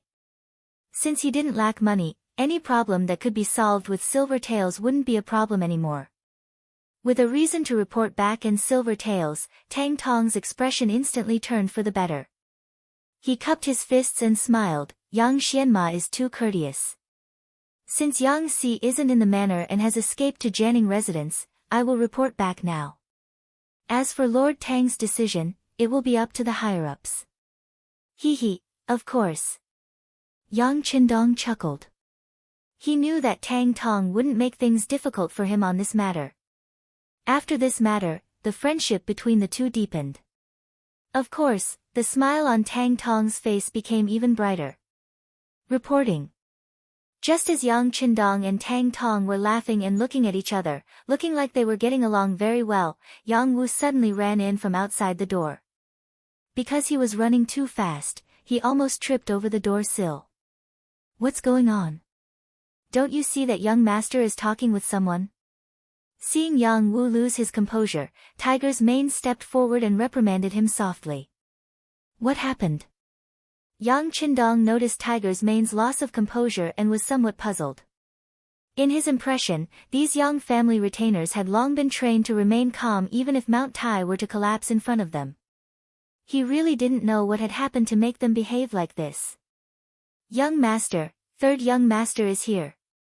He has already entered the manor." Yang Wu didn't have time to explain anything to Tiger's Mane. When he saw Yang Qindong's question, he immediately answered. "Third princess. Princess Changda. Why is she here?" Yang Qindong was slightly taken aback when he heard this. Princesses, especially after reaching adulthood, weren't allowed to leave the palace as they pleased. Then why did she come to his manor without even greeting him? What was going on? Yang Qindong was flabbergasted. Tang Tong, who had been chatting happily with him, also had a similarly confused look on his face. He also didn't understand why the princess would leave the palace, and why she would come to the Yang manor. While the two of them were puzzled, or rather, unable to react for a moment, the sound of noisy footsteps came from outside the side hall. Then, they heard a eunuch shout in a high-pitched voice, "The princess has arrived." As the voice fell, a group of junior eunuchs entered the hall. Then, under the escort of a dozen palace maids, Princess Changda, dressed in a pink gown, walked in and stood in front of Yang Qindong. Speaking of which, this was the second time the two of them had met. "Greetings, Princess Qian Sui." Tang Tong reacted quickly. Once he saw Princess Changda, he knelt on the ground. Yang Qindong, who was at the side, was only slightly taken aback before he had no choice but to kneel on the ground as well. Rise. Fortunately, before Yang Qindong's knees touched the ground, Princess Shangda had already spoken. Thank you, Qian Sui. Yang Qindong knew when to stop, and hurriedly got up. His movements were even faster than Tang Tong's. Fortunately, the princess's attention wasn't on him. Instead, she stared at Tang Tong and said, I recognize you. You're Tang Tong, right?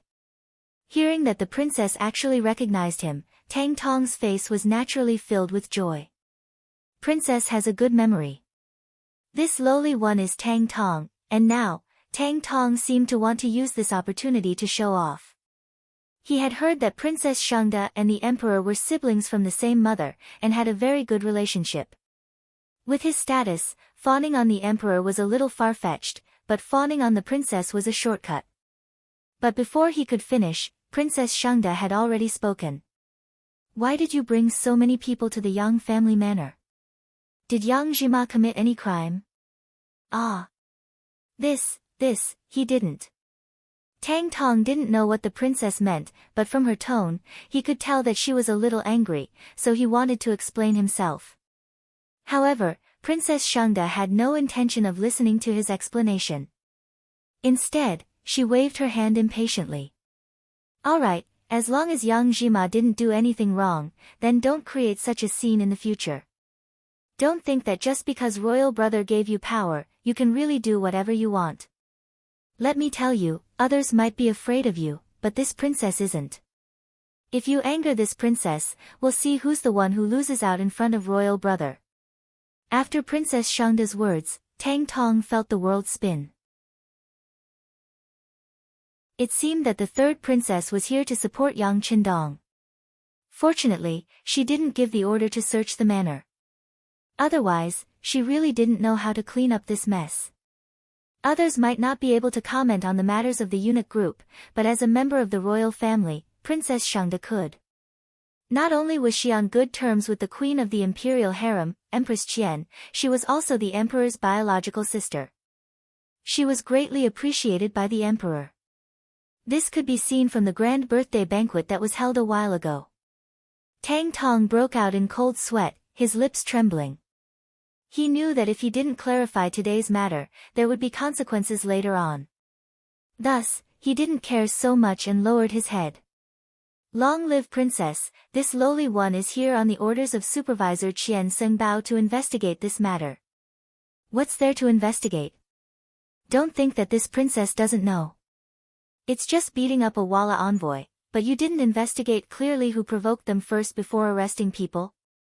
Also, the one who beat him up was just an ordinary servant of the Yang family. You even bothered the Eastern commander over such a small matter. If that's the case, then if someone from the embroidered uniform guards made a mistake, shouldn't they also ask the Qian who directly in charge of you for an explanation? Princess Shangda's coquettish voice resounded throughout the entire side hall.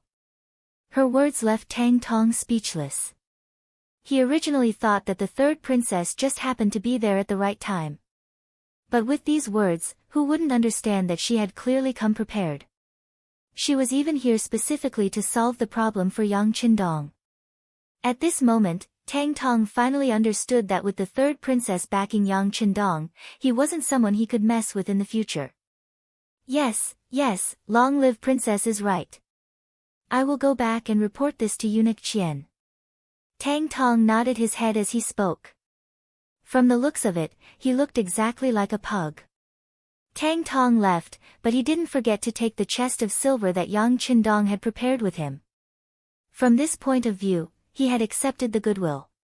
He had already promised that if he didn't take the silver this time, it would mean that he would have to draw a line with the Eastern commander in the future. Princess Shangda came and reprimanded Tang Tong, showing her rude and unreasonable side. As the outside world said, she was incomparably coquettish. However, when everyone in the side hall was reprimanded by her, she indeed looked at Yang Qindong with a smile like a flower. It was as if she was staring at an extremely exquisite ancient artifact. This gaze made sixth young Master Yang feel as if he had become a rare animal in the zoo. It was a very bad feeling. The atmosphere was a little awkward. Yang Qindong was the first to speak, cupping his fists in a grateful manner. Thank you for speaking up for me, princess. Qindong really has nothing to repay you with. Sigh, how can there be nothing to repay you with? You are so capable, you must have a lot of fun things. Just take out 2 of them and let this princess see them.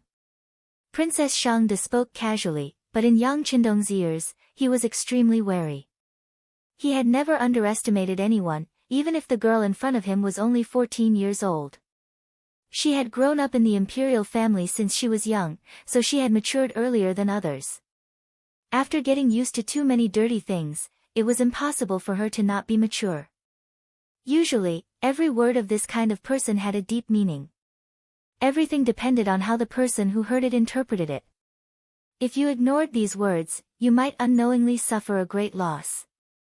Not knowing whether this was a test or not, Yang Qindong pondered for a moment before raising his head and saying with a smile, "Princess, you must be joking. Whatever Qindong has, the imperial family has as well. Even the world belongs to the great Ming dynasty. If there is anything here that princess likes, you can take it away." "Oh. Is that true?" Sensing Yang Qindong's cautious and guarded manner, Princess Shangde smiled.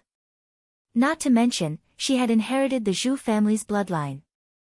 Regardless of her temper, she was beautiful and charming. Under this smile, there were many things to admire. Yes. Yang Qindong's gaze tightened. Then, he felt that it wasn't very friendly to look directly at the princess, so he looked away and agreed. "Ha, very good. Since that's the case, then this princess won't stand on ceremony."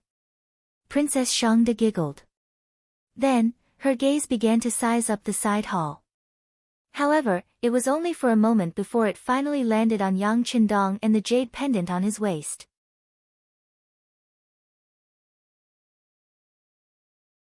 Chapter 129. Yang Qindong was also sizing up Princess Shangde. When he saw her gaze fall on the jade pendant he carried with him, his heart tightened. This was a waist pendant with the words peace engraved on it. It wasn't very valuable, but it was given to him by his father when he was 1 year old. It had an extraordinary meaning. "Princess, this was given to me by my father." "This, what?" "Dong Shuai just said that everything here belongs to the Zhu family and that we can take it as we wish." "Are you going back on your words now?" Princess Shangde said sternly. Her face, which was originally pleasant to look at, changed in an instant, giving people a lot of pressure. This pressure obviously couldn't scare Yang Qindong, but it reminded him of her identity. Indeed, they were all from the Zhu family. None of them were easy to get along with. They changed their faces faster than flipping a book. Not wanting to be a busybody, he immediately took off his waist pendant and handed it over with both hands. "Since the princess likes it, you can have it." "Ha, that's more like it." As if she really liked this waist pendant, Princess Shangde stretched out her jade-like hands to receive it. Then, she regained the innocent expression of a girl. "All right, this princess has helped you solve your problem. Asking for a waist pendant from you isn't considered bullying me. Ha ha ha, let's go." Princess Shangde left just like that, not staying for long. She probably knew that with her current status, staying too long in the Yang family village would easily attract criticism. Although she wasn't afraid of public opinion, it was better to avoid as much trouble as possible. The princess left, leaving Yang Qindong alone in the side hall, deep in thought. The third princess's sudden appearance and quick departure made him a little uncertain. If he had to pinpoint her intentions, it would be that she had only taken a waist pendant. He didn't believe that a spoiled princess would care so much about an ordinary waist pendant. Even when Xiao Yin and Lady Xue appeared in the side hall, hand in hand, Yang Qindong still couldn't figure out what was going on. On the other hand, the 2 women seemed to be aware of his predicament. Because Xiao Yin had been with Yang Qindong for a long time, she was the most courageous. She bluntly said, "Young master, I'm afraid the princess has fallen for you." "What?" Hearing this, Yang Qindong was shocked. It wasn't that he hadn't thought about it, but that he didn't think it existed at all.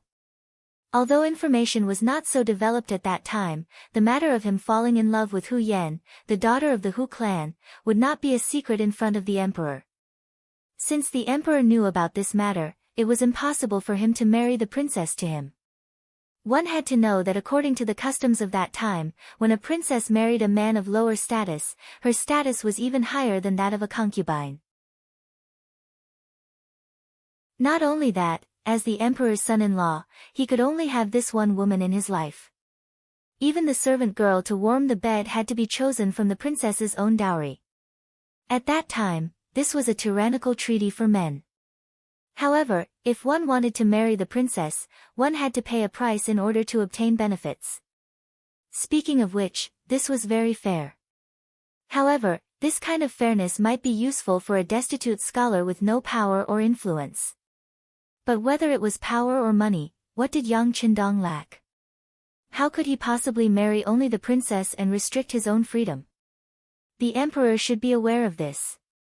In addition, for the sake of Hu Ming and Hu Zhangning, he probably wouldn't have this idea.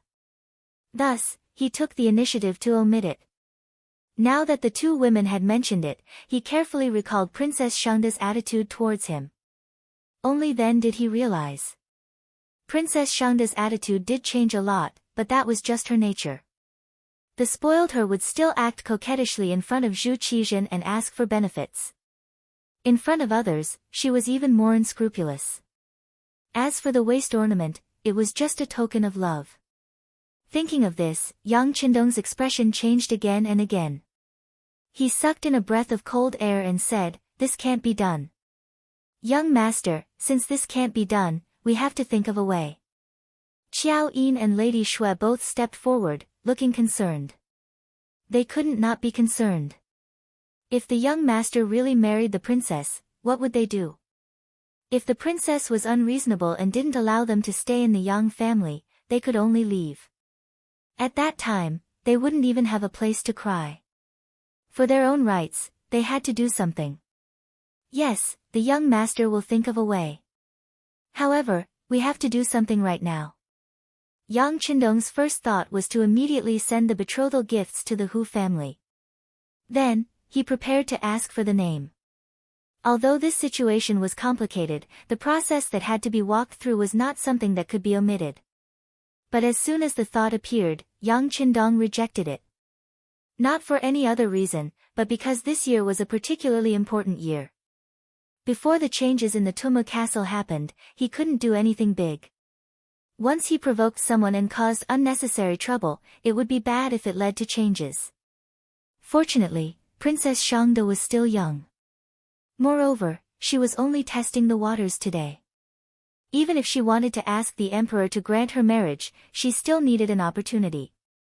Now that he was resting at home in the name of being sick, it probably wasn't the best time to grant her marriage. Of course, the reason why Yang Qindong was so confident about this was because of Wang Zhen. He and Wang Zhen were in a cooperative relationship. They had agreed to pay him a large sum of money next year. Before the money was in his hands, he definitely didn't want to become the emperor's son-in-law and establish a connection with the imperial family. If Zhu Qizhen had such a thought, Wang Zhen would do everything possible to stop him. This was equivalent to buying time and opportunities for himself. As for after the big event, no matter what the situation was, at least Yang Qindong wouldn't be as passive as he was now. When the time came, he could find an opportunity to act first and report later. At that time, even if the emperor knew, he couldn't let Princess Changda marry a married man and share a man with others. With a plan in mind, Yang Qindong regained his confidence.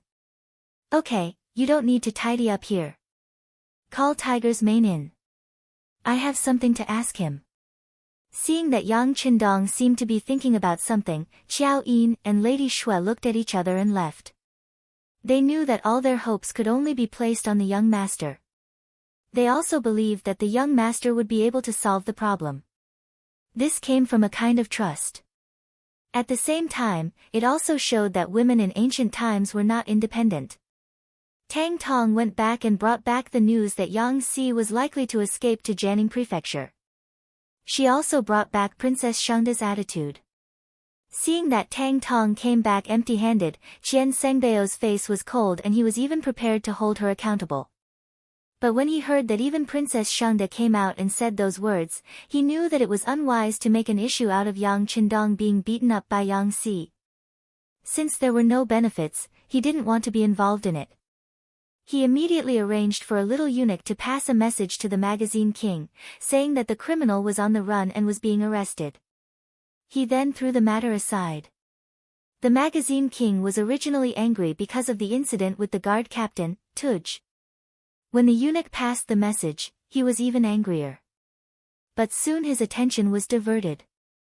It was not for any other reason, but because the Wallace spy in the capital of the Great Ming Dynasty had contacted the buyer who could buy high-yield potatoes. Compared to a guard captain being beaten up, high-yield potatoes were more important to the fate of the Walla. The magazine king put all his attention on the potato matter and even arranged for his most trusted subordinate, Tuj, to handle this matter. In his words, if this matter was done well, it would be a great merit. When the time came, he would also have a merit in front of his brother, Yes Hen. At that time, whether he would be promoted or rewarded, it wouldn't be a problem. Now that there was something to do, Tuj temporarily put aside the grudges in his hands. He brought 4 skilled subordinates and a spy to guide the group of 6 to meet with the potato seller and make a deal. Perhaps in order to gain the trust of the seller first provided 2 full bags of potato seeds. When these things were sent to the relay station, the magazine king personally checked them. After confirming that there were no mistakes, the meeting was arranged. The seller seemed to be a very careful person. He arranged for the meeting to be in a small courtyard in a remote alley. Because of the location, very few people from the warden's office paid attention to this place. On the surface, there seemed to be no problem with the safety. However, this was still a transaction in the capital of the Great Ming Dynasty. If something went wrong and the Ming Dynasty took notice of their plot, it would be a big problem. Tuogu was in favor of trading in such a remote location. But for safety, he still made 2 preparations. First, he didn't have much money on him. This way, even if the other party wanted to do something, without enough benefits, they wouldn't easily make a move. Second, he assigned his 4 subordinates to the surroundings of the alley. If there was any trouble, the 4 of them would be able to call out to each other from a distance. He didn't believe that there was someone who could silently deal with his 4 subordinates. As long as one of them noticed that something was wrong, they could shout and attract the attention of others. After arranging everything, Tuj brought the spy to the small alley. After observing for a while and confirming that there weren't any accidents, they entered the empty courtyard. Tuj was confident that he had arranged everything perfectly. However, he didn't know that there was something called a sniper rifle. He also didn't know that this thing could be installed with a silencer that he had never heard of before. This silencer could guarantee that it could take a person's life from 1,000 meters away as easily as taking something out of a pocket. Just as Tuogu was about to enter the small courtyard, Dao Xiao and the other 10 members of the second guard squad had already arrived. They were carefully inspecting the guns and equipment.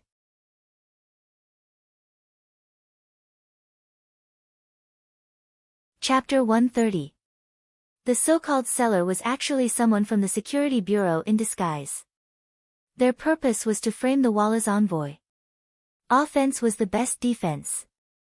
If you don't want others to keep an eye on you, an excellent way is to make the opponent unable to pay attention to you. If you're already in trouble, how would you have time to keep an eye on others? This was the task Yang Qindong arranged for Tiger's Mane. After receiving the task, he passed it to Yang San and asked him to arrange the details. As a secret organization, Yang San and his men were much more professional than Wallace spies. This was not only because they were better trained, but also because they were rich and well-equipped. With the advantage in all aspects, it was only natural that Tile's spies had always been under the control of the Security Bureau. To lure them out and give them something that could move them was not difficult at all. On the contrary, it was very smooth. What was even more unexpected was the appearance of Tuogu. This person had once slandered the sixth young master in front of the Yang family manor's gate. Everyone had long wanted to kill this person to vent their anger. However, considering the other party's identity, they did not make a move. This time, he took the initiative to come to them. How could they let him go? Not long after Tuagu and the Wallace spy entered the small courtyard, Yang San appeared with another subordinate of the security bureau. There was also a carriage with many bags on it. It was impossible to see the appearance of the bags in the dark. However, considering the items to be traded, it was obvious what was in the bags. Under the attention of the 4 Wallace guards, Yang San walked into the small courtyard and saw Tuagu, who had arrived first. You have a lot of potatoes in your hands. Seeing the person who came at the agreed time and saw that the other party came in a carriage, Tuagu, was satisfied but still asked cautiously. Yes. Yang San's face was indifferent, like an emotionless humanoid machine. Since the person in front of him dared to look down on the sixth young master, it would not be an exaggeration to cut him into pieces. However, considering that Dao Xiao and the others still needed some time to complete their task, he forcefully suppressed the thought of attacking and continued to deal with Tuagu. Yang San's attitude was so cold that Tuagu felt a trace of displeasure from the bottom of his heart. However, considering that he was not here to make friends but to make a deal, he suppressed his dissatisfaction and asked again, "Who are you? Why were there so many potato seeds? As far as I know, this thing hasn't been popularized in the Ming dynasty yet. The seeds of this thing should be very precious. Are you an officer?" Yang San answered Tuj's question unhurriedly. No. Tugger shook his head. He didn't understand why the other party would ask such a question. Instead, it was the Valle spy who came with him who shook his head bitterly when he heard this. This general's bodyguard captain didn't know anything about the secret battlefront at all. How could he ask about the other party's background? It was impossible for the other party to tell him. As expected, Yang Sen used a gaze filled with disdain to look at Tuagur and said, "Since you aren't an official, why are you asking me these questions? You really are an idiot." Tuagur suddenly realized that he had said something wrong. However, the other party directly called him an idiot and angered him. He glared and said with a fierce expression, "You dare to scold me?" Just as Tuagur was about to flip out, the security bureau agent who had been tidying up the carriage walked into the small courtyard. According to the previous agreement, once this person entered the courtyard, it meant that the Walla agents guarding outside had all been eliminated. A strange smile flashed across Yang San's face. "So what if I scold you? I still want to kill you." After saying this, a small crossbow appeared in Yang San's hand. At this moment, he was aiming it at the angry Tuagur who was about to draw his sword. "Let's talk nicely. Let's talk nicely." Seeing Yang San take out a weapon, the Walla agent felt that the atmosphere wasn't right. He immediately tried to ease the atmosphere with a smile. How could Yang San, who already had the intention to kill, stop his killing intent because of these words? A cold smile flashed across his face. "Let's talk nicely." However, it's too late to say anything now. From the moment you entered this small courtyard, you were already destined to be dead. At the same time as his voice fell, his right index finger moved and pulled the trigger on the crossbow. Under the force of the spring mechanism, an arrow flew through the air and shot into Tuagur's chest. At the same time, outside the small courtyard, 4 hidden snipers simultaneously fired their bullets into the head of Tuagur's subordinate, who was completely unaware of the impending death. Among them, 3 bullets hit the middle of his eyebrows, while 1 missed and only hit the forehead. However, the powerful lethality still took his life in the first instant. The pitiful Tuagur still maintained his posture of drawing his sword. He had an overbearing appearance as if he wanted to take the lead. He didn't know that the people he had arranged outside had all been wiped out. Furthermore, when he thought about how the other party attacked without the slightest hesitation. How was this a trade? It was clear that they were here to kill him. When Yang San made his move, his subordinates also took out the same crossbow and aimed it at the Walla spy. If you want to live, don't shout. Otherwise, you will end up like him. The Walla spy who had been scared silly by the scene in front of him was already stunned. In the end, his mission was just to gather information. He was also trained on how to hide himself. His skills were only average. Now that even Tuagur, who was extremely good at fighting, was killed without being able to fight back, what else could he do? In order to save his life, the spy stood there obediently and allowed the people from the security bureau to tie him up tightly. Even his mouth was stuffed tightly. There was another sound of footsteps outside the courtyard. Dao Xiao led the second team to clean up the 4 Walla guards who were hiding in the dark and carried their bodies inside. Let's get to work. Create a scene and bring him back alive. He must know a lot of Walla's secrets. A sinister smile flashed across Yang San's face. Perhaps it was because of his work, but he had become much more sinister. Even in the security bureau, few people dared to interact with him too much. They seemed to be afraid of the actual leader of the security bureau. Half an hour later, a big fire suddenly appeared outside the courtyard. The fire attracted the soldiers of the 5 cities' warden's office. When they put out the fire with all their might, they saw the scene in the courtyard clearly. A few men wearing Walla guards' uniforms were lying dead on the ground. In front of them, there were many scattered potatoes. This matter involved the Walla guards. The 5 cities' warden's office quickly reported this matter. Not long after, the Eastern Faction Warden's office and the embroidered uniform guards men arrived one after another. The leader was the Qianhu official, Tang Tong. After he recognized Tuagur's identity at a glance, his eyes flashed with anger. Another half an hour later, the magazine king, who was still waiting for news at the relay station, looked outside uneasily. Suddenly, the door of the courtyard he was resting in was pushed open from the outside. Then, a group of embroidered uniform guard rushed in with torches. Not good. Instinctively, the magazine king turned around and took the scimitar that was hanging on the wall. When he turned around, Tang Tong and a few other embroidered uniform guards men had already rushed into the room. Emissary, are you still going to resist? Looking at the magazine king's current appearance, Tang Tong sneered. What are you doing? Since you know that I am an emissary, why are you treating me like this? Aren't you afraid that the Ming dynasty will fall out with the Walla? The magazine king relied on his identity as an emissary to threaten them. I don't know about the matter between the Ming dynasty and the Walla, but now there is evidence that your guard captain has been buying prohibited potatoes everywhere.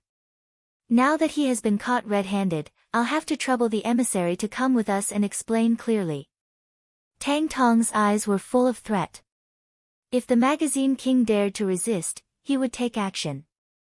A wise man knows better than to fight when the odds are against him. Although he knew that Tuagur had messed up the matter, the magazine king still had some confidence when he thought about how he was the emissary of the Walla. Okay, I'll come with you and see what you have to say. The magazine king put away his scimitar, snorted coldly, and strode in front of Tang Tong. Tuagur was killed and the magazine king was arrested.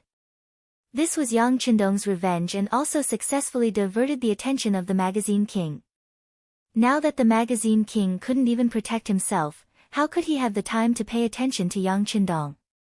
Regrettably, the periodical king was, after all, the emissary of Tile. Especially after he found out about Tugger's death, he pushed all the blame onto the dead and complained about the injustice he had suffered. Without direct evidence, naturally, no one could do anything to the magazine king. However, this matter directly caused the court to be disgusted with the Walla. In particular, the Minister of Revenue, Wang Zhua, threw out the problem of the large number of people in the Walla's diplomatic group. When the potato had just appeared, Wang Zhua had suggested to the emperor that such a good thing should not be allowed to spread. Otherwise, when those foreign countries had enough food, they would raise their soldiers and horses. From there, they would have the ability to cause trouble for the Ming dynasty. This time, the Walla actually wanted to take the potatoes back, which could be considered as touching his reverse scale. In the court, he said that according to the rules of the court, the number of people in the diplomatic group should be limited to 50 people. However, this time, the Walla actually sent a group of 3,000 people. Just the food and drink alone cost a lot of money every day. It was really like a stone that stirred up 1,000 ripples. When the other officials heard about this, they all had a shocked expression. Zhu Qizhen, who was sitting high on the dragon throne, had a blank expression on his face at first, then it turned into anger.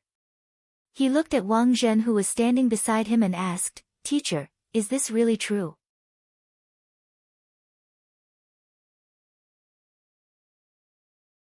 Chapter 131. Wang Zhen was one of the first to know about this, but considering the benefits he received from the Walla before, he wanted to minimize the problem and let them leave. But now that it was exposed in the imperial court, some words had to be said. Replying to the emperor, the actual number is only around 2,500 people, 3,000 is a false number. Just as Wang Zhen had said, this time, Vala had indeed sent out 2,500 tributary envoys. In order to receive more rewards, they had falsely reported 3,000 people. It was normal for the Walla to falsely claim rewards. Because Wang Zhen colluded with the Walla and accepted bribes from Yeshen, he pretended not to know. But this time, the emperor took the initiative to ask, and in front of the civil and military officials, he could not hide anything. Good, good. Are they here to pay tribute or to ask for something? After hearing Wang Zhen's answer, Zhu Qizhen's face became very ugly, and he announced in the imperial court, "Teacher, since you have received the previous diplomatic groups, this time I will leave it to you to solve. I don't care what method you use, but in short, it is not so easy to take advantage of me." Seeing Zhu Qizhen angry, Wang Zhen immediately said, "Please rest assured, Emperor, this subject knows what to do." After the court was adjourned, Wang Zhen did not treat the king of the periodical in the same amiable manner as before. Instead, he ordered the Ministry of Rights to give out rewards according to the number of people who were present. He also rashly reduced the price of the Valago horses by 4/5, paying Valeso only 1/5 of what he had asked for. This caused the periodical king's wish not to be fulfilled, and he angrily returned. Not only that, when the large diplomatic group returned, they were strictly inspected, and all the things they brought were searched. Rummaging through the books on the grounds of preventing illegal items made the magazine king lose face. After the angry periodical king returned to the Walla, he reported to Yeshen with exaggerated details. When Yeshen heard this, he was furious and immediately gathered the army, using the Ming dynasty's reduction of rewards as an excuse to split the army into 4 and attack the Ming dynasty, personally leading a large army to attack Datong. They were already prepared to attack the Ming dynasty, and this time, they had a suitable excuse.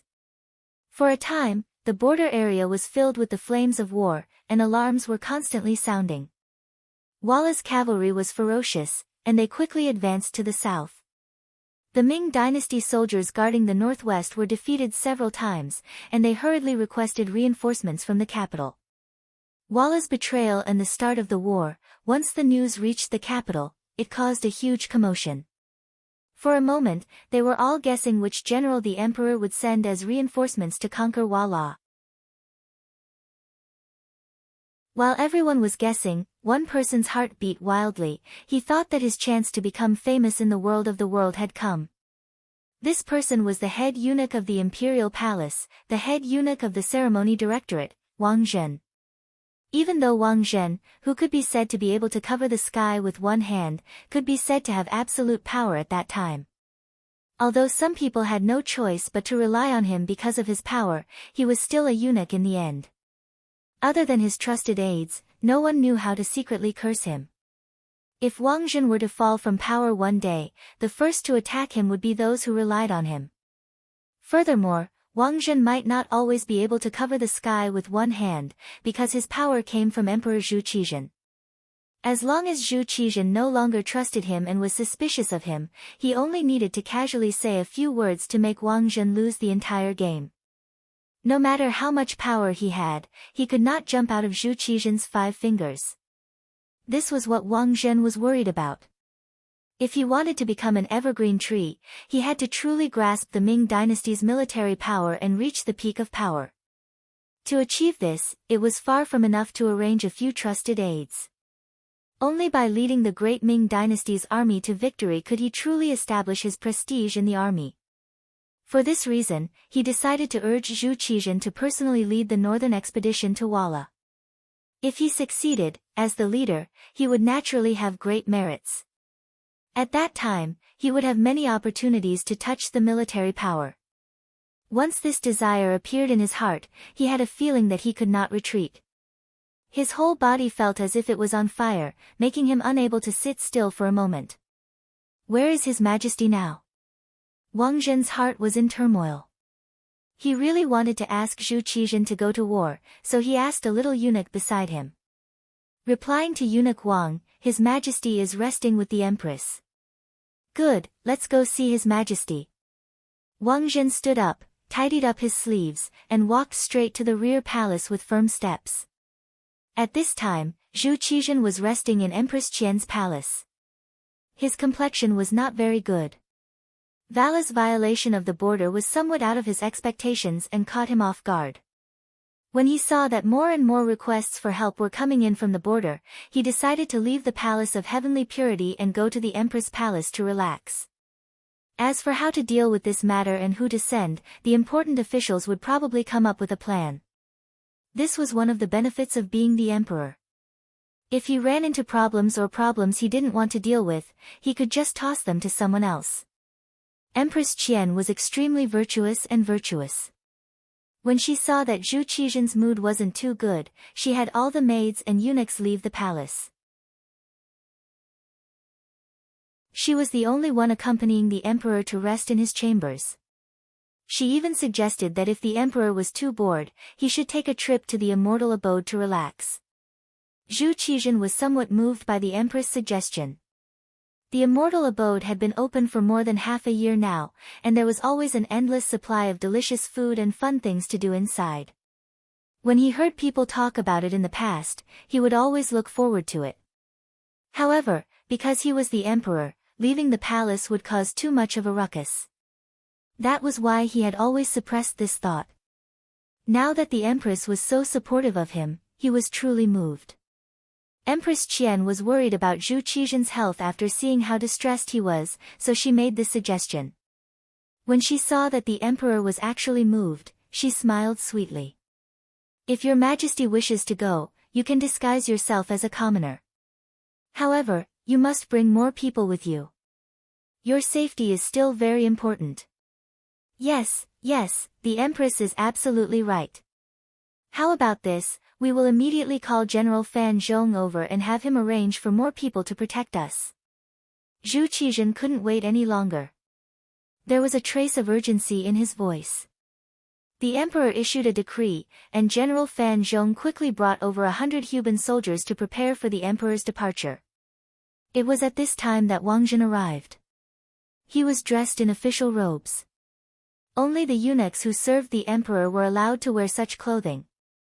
As soon as Wang Zhen arrived, Zhu Qizhen happily said, "Teacher, immediately change into a set of casual clothes and accompany us to the immortal abode. Let's see what new delicacies they have." Originally, Wang Zhen had been thinking about how to broach the subject of his personal expedition with Zhu Qizhen. Now that the emperor wanted to go to the immortal abode, it was absolutely quiet, and there were even private rooms there. It was much more convenient to discuss matters. He immediately agreed. As he went to change his clothes, he also arranged for someone to notify the last-ranked eunuch, Mao Mu, and have him notify Yang Qindong as soon as possible so that he could make the necessary arrangements. Yang Village. Ling Feng from Crimson City had arrived. He was personally led by Xiao Feng, who was already a battalion commander. Bai Zua, the captain of the Phantom Sniper Squad, had also arrived with them. There were a total of 20 members, 10 of them snipers and 10 of them observers. When Xiao Feng arrived, he was immediately called to the study to give a detailed report of the situation on Little Ryukyu Island. From Xiao Feng's words, Yang Qindong learned that the majority of Little Ryukyu Island was already under the control of the Yang clan. Only the central northern region had not been recovered. This was because the population was too small, and they needed time to digest it. Otherwise, they would have been able to take down the entire Ryukyu Island in one go. Currently, on Little Ryukyu Island, the number of local aboriginals and the commoners that Deng Maochi had taken away during his uprising added up to about 400,000 people. Among them, there were only 4,000 people who had truly passed the various tests to become members of Lingfeng. There were 2,000 in the army and 2,000 in the navy, for a total of 40 companies. According to the statistics of 4 companies per battalion, there were 5 battalions in the navy and 5 battalions in the army. As for the auxiliary soldiers and the children's regiment, there were close to 20,000 people. Very good. There's no need to rush the matter of Lingfeng changing from a battalion to a regiment. After listening to Xiao Feng's account, Yang Qindong's face was filled with satisfaction. Tall buildings were built from the ground up. The foundation was often the most important. If the organization of the army was messed up at the beginning, it would take a lot of effort to correct it later on. Rather than spending a lot of effort to reorganize it later on, it was better to lay a good foundation from the beginning and take one step at a time. After asking about the development of the army, he asked about the progress of the factories. He even asked about Yu Qian and Xin Yu's situation. According to Xiao Feng, the development and construction of the various cities in the factory were being carried out in an orderly manner. Other than the ships that went to the west to search for rubber and the power plant that could not be started, the other factories had entered the planning stage of development. The various goods that they produced were already self-sufficient and could be considered for expansion. Yu Qian and Xin Yu's situation was also very stable. When they first arrived at Resin City, they were shocked by the technological development and everything that they saw. As they gained a deeper understanding, they showed great interest in these developments and even took the initiative to participate in some things. However, when Xiao Feng said, however, he was still carefully observing Yang Qindong's expression. If you have something to say, just say it. Yang Qindong smiled. He knew that as the system grew stronger, the gap between his relationship with the people under him would also grow bigger. However, he still wanted to hear more of the truth. He did not want to lie to his superiors. Yes. Xiao Feng quickly responded, then said, however, when they found out that all the changes were related to the 6th young master and had nothing to do with the Ming dynasty, they showed strong resistance.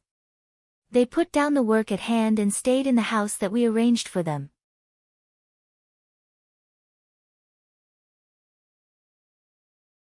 Chapter 132. Yu Qian and Xin Yu were officials of the Great Ming dynasty. One was a self-proclaimed Wen Tianxiang, while the other was an imperial censor.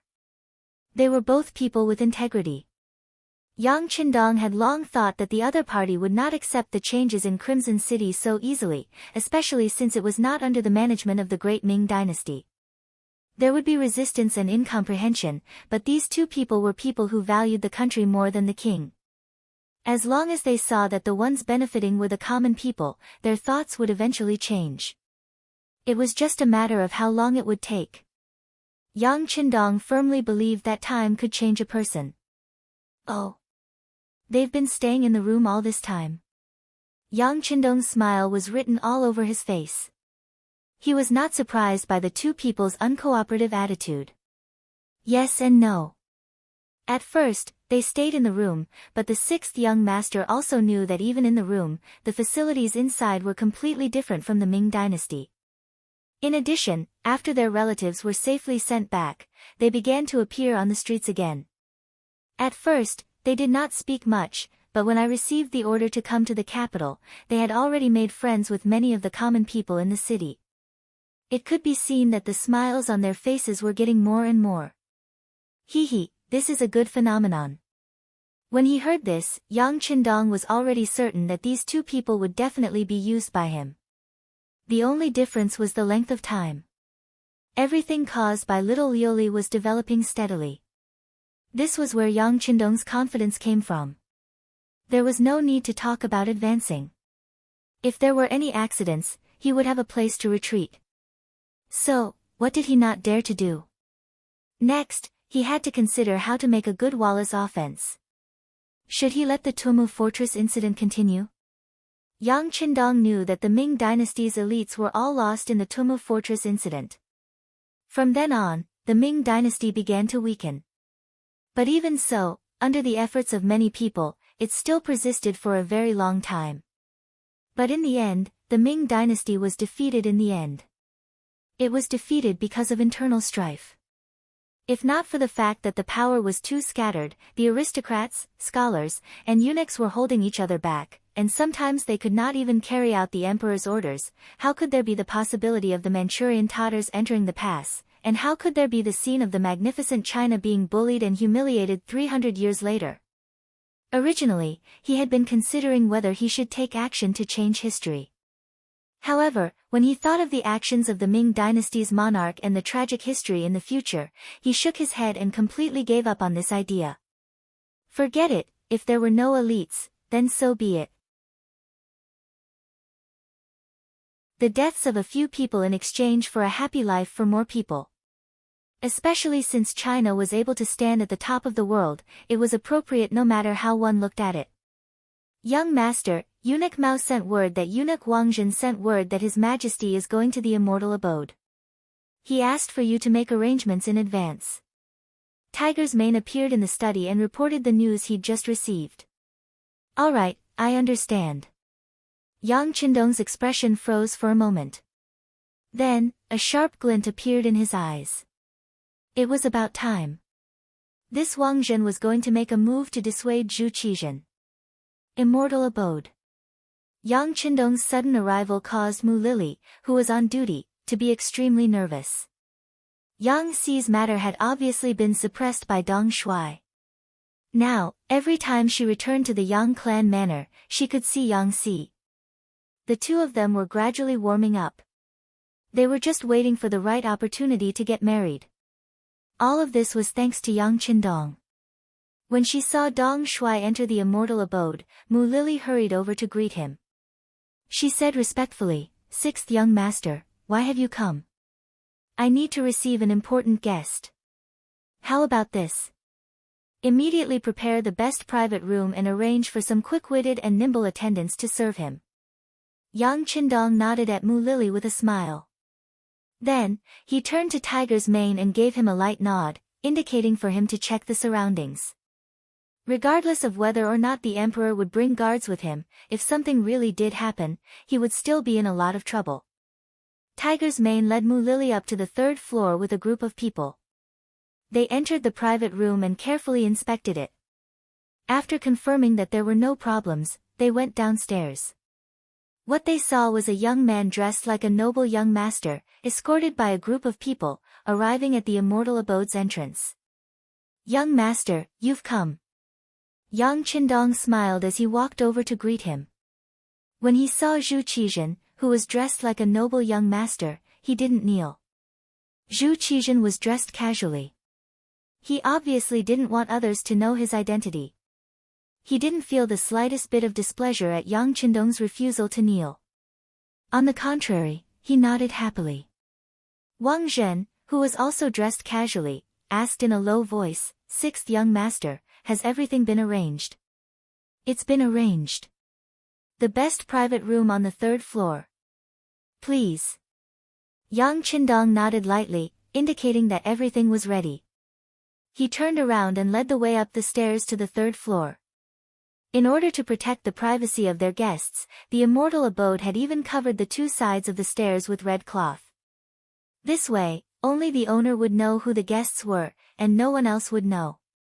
This was exactly what Zhu Qizhen wanted, and he boldly made his way to the third floor. In the private room, Zhu Qizhen sat on the east side, while Wang Zhen carefully waited on him.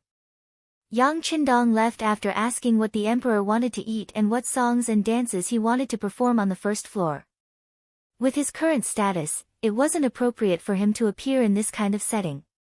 If he insisted on appearing, the difference in status would only make him feel awkward.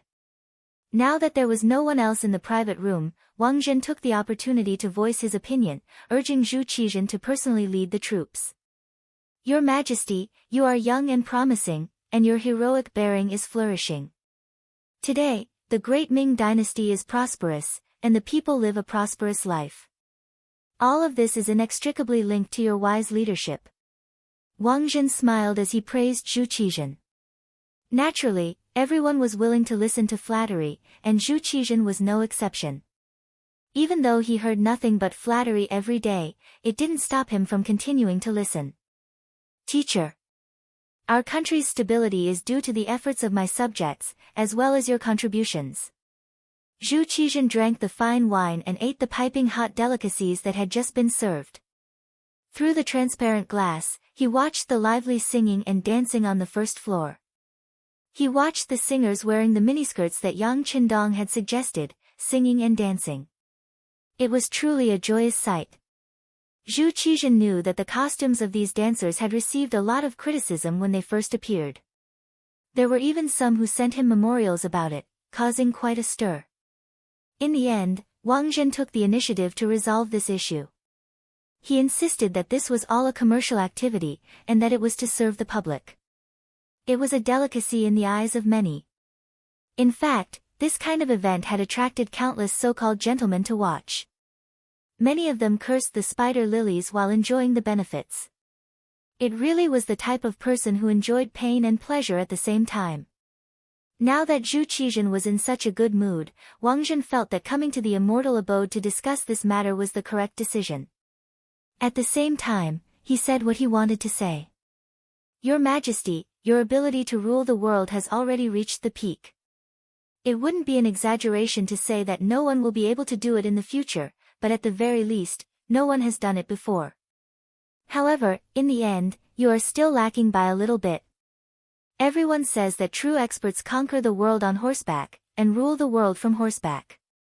You still lack the ability to personally lead an imperial army and cut through all obstacles on the battlefield. If you can accomplish this, I can imagine that the title of the #1 sage monarch in history would belong to none other than your Majesty. Personally lead an imperial army?" Zhu Qizhen had never thought about this before, so Wang Zhen's words piqued his interest. Zhu Qizhen was only 22 years old. He was young, energetic, and full of vigor. At the same time, he had the same impulsiveness and desire for success as other young people. Originally, he hadn't thought about personally leading an imperial army, and had even been worried about who to send to lead the troops. However, when he heard that he could personally lead the troops, it was as if a door had been opened in his mind. It was like a bright light had suddenly appeared in the darkness, illuminating the path ahead. "Yes, you will personally lead an imperial army." Wang Zhen, who had been paying attention to Zhu Qizhen, noticed that the emperor didn't have the slightest bit of reluctance. On the contrary, he had an expression of eagerness. He immediately knew that there was hope, so he continued to advocate. "Think about Han Dynasty's Emperor Gaozu, Liu Bang, who was the first emperor to lead an imperial army and unite the world. Liu Yu personally led many expeditions to the north, establishing the Liu Song. Tang Taizong, Li Shimin, personally led an expedition to Goguryeo. There was also Emperor Qing who led 3 expeditions to Mongolia, forcing them to surrender. However, when they heard the name of Emperor Qing, they trembled in fear. Right now, your Majesty is still young, and we have millions of mighty soldiers. Facing a small walla, we can easily win in a single battle. Moreover, the fame of our army will spread far and wide. Wherever we go, I'm afraid that the enemy will collapse without fighting. In the future, when people mention your Majesty's name, I'm sure that they will also tremble in fear, not daring to offend the Ming dynasty in the slightest. In this way, your Majesty will definitely be recorded in the history books. It is also very possible for your Majesty to become an eternal emperor." Under Wang Zhen's description, Zhu Qizhen seemed to have already seen himself leading a mighty army into battle. Wherever he went, the enemy would tremble in fear and surrender at the sight of the wind. Weapons and armor would be thrown all over the ground, and there would be countless deserters and surrenders. "Good, good." As if he was under the influence of self-hypnosis, Zhu Qizhen let out a series of cheers, followed by a hearty laugh. The emperor was so happy that Wang Zhen's face also revealed a somewhat abnormal luster. The military power that he had longed for a long time seemed to be within his reach. After this battle, he would return to the court victorious. At that time, even if the emperor wanted to touch him, he wouldn't be completely powerless to fight back. He could still live for a few more decades. At that time, what position would he be in? What kind of glory and achievements would he enjoy?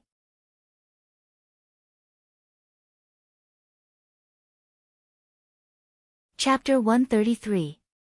Two people, a man and a hermaphrodite, were laughing loudly in the private room, as if they had encountered something extremely happy.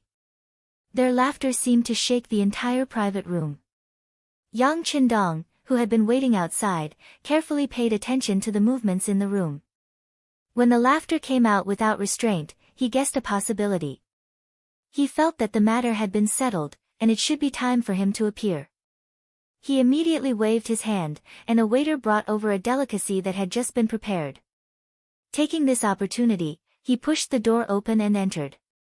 Yang Qindong's sudden entry did not affect the hearty laughter of the ruler and official. Wang Zhen even had the intention to show off to him, "Qindong, quickly come and pay your respects to the wisest and greatest emperor in our history. The emperor is going to personally lead the troops to Walla." As he spoke, Wang Zhen gave Yang Qindong a look. Personally lead the troops. Yang Qindong appeared to be very surprised on the surface, but in his heart, he thought that it was indeed so. If one did not seek death, one would not die. Zhu Qizhen was jumping into the fire pit himself. As a bystander, he was afraid that he would not be able to stop him. Yang Qindong's surprised look was seen by Zhu Qizhen. Does Minister Yang have a different opinion? Yang Qindong, what do you mean? Wang Zhen had given countless looks just now because he was afraid that Yang Qindong would get in the way. At this moment, in order to prevent the other party from speaking rudely, he even directly called out the official's name. From this, it could be seen that if Yang Qindong said something wrong, he would dare to let the Hu Ben soldiers outside rush in and throw him into the imperial prison. Feeling Wang Zhen's threat and the emperor's suspicion, how could Yang Qindong not know what to say? Personally lead the troops. This is really too good. Since ancient times, a famous emperor must be proficient in both the pen and the sword. Looking at our Ming dynasty now, the sea is peaceful and peaceful. Your Majesty has already seen results in governing the country through the use of the pen. If you personally go on an expedition, it can really be said that no one has ever done it before. Yang Qindong's praise was even similar to what Wang Zhen had said just now. Immediately, the two people in the room were overjoyed. When Wang Zhen saw that Yang Qindong was so tactful, he was very happy. He smiled and said, as the saying goes, great minds think alike. In the past, I didn't believe it, but now, I have no choice but to believe it. That's right, Mr. and Minister Yang have the same opinion. It seems that this time, we must personally lead the troops to prove the might of our nation, ha ha ha. Zhu Qizhen also laughed in agreement. Not only could he make a name for himself, but he could also go out and have fun. This was a good opportunity to gain both fame and fortune. No matter how he looked at it, it was a good opportunity. However, at this time, Zhu Qizhen didn't even think about the possibility of losing the war. Perhaps in his eyes, he had never regarded Walla as a great enemy. During the time of Emperor Qing, the strength of the nation was not as strong as it was now. They were still defeated by the Mongol Empire. Now, after decades of development, they really didn't see the slightest possibility of losing the war. This attitude attracted the praise of the emperor and Wang Zhen. Yang Qindong also pretended to have a flushed face and laughed at the side. However, as he laughed, he suddenly knelt on the ground and said with a very determined attitude, "Your Majesty, this subject has a request. I hope that Your Majesty will agree." "Oh. What is it? Let's hear it."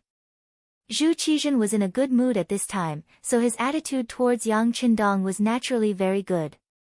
Even Wang Zhen, who was at the side, was prepared to help Yang Qindong. After all, the other party cooperated with him so much.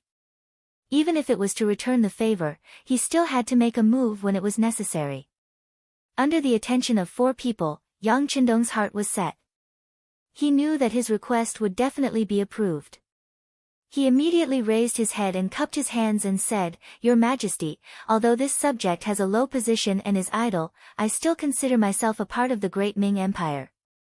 Since Your Majesty is going to personally lead the army, this subject requests to accompany you.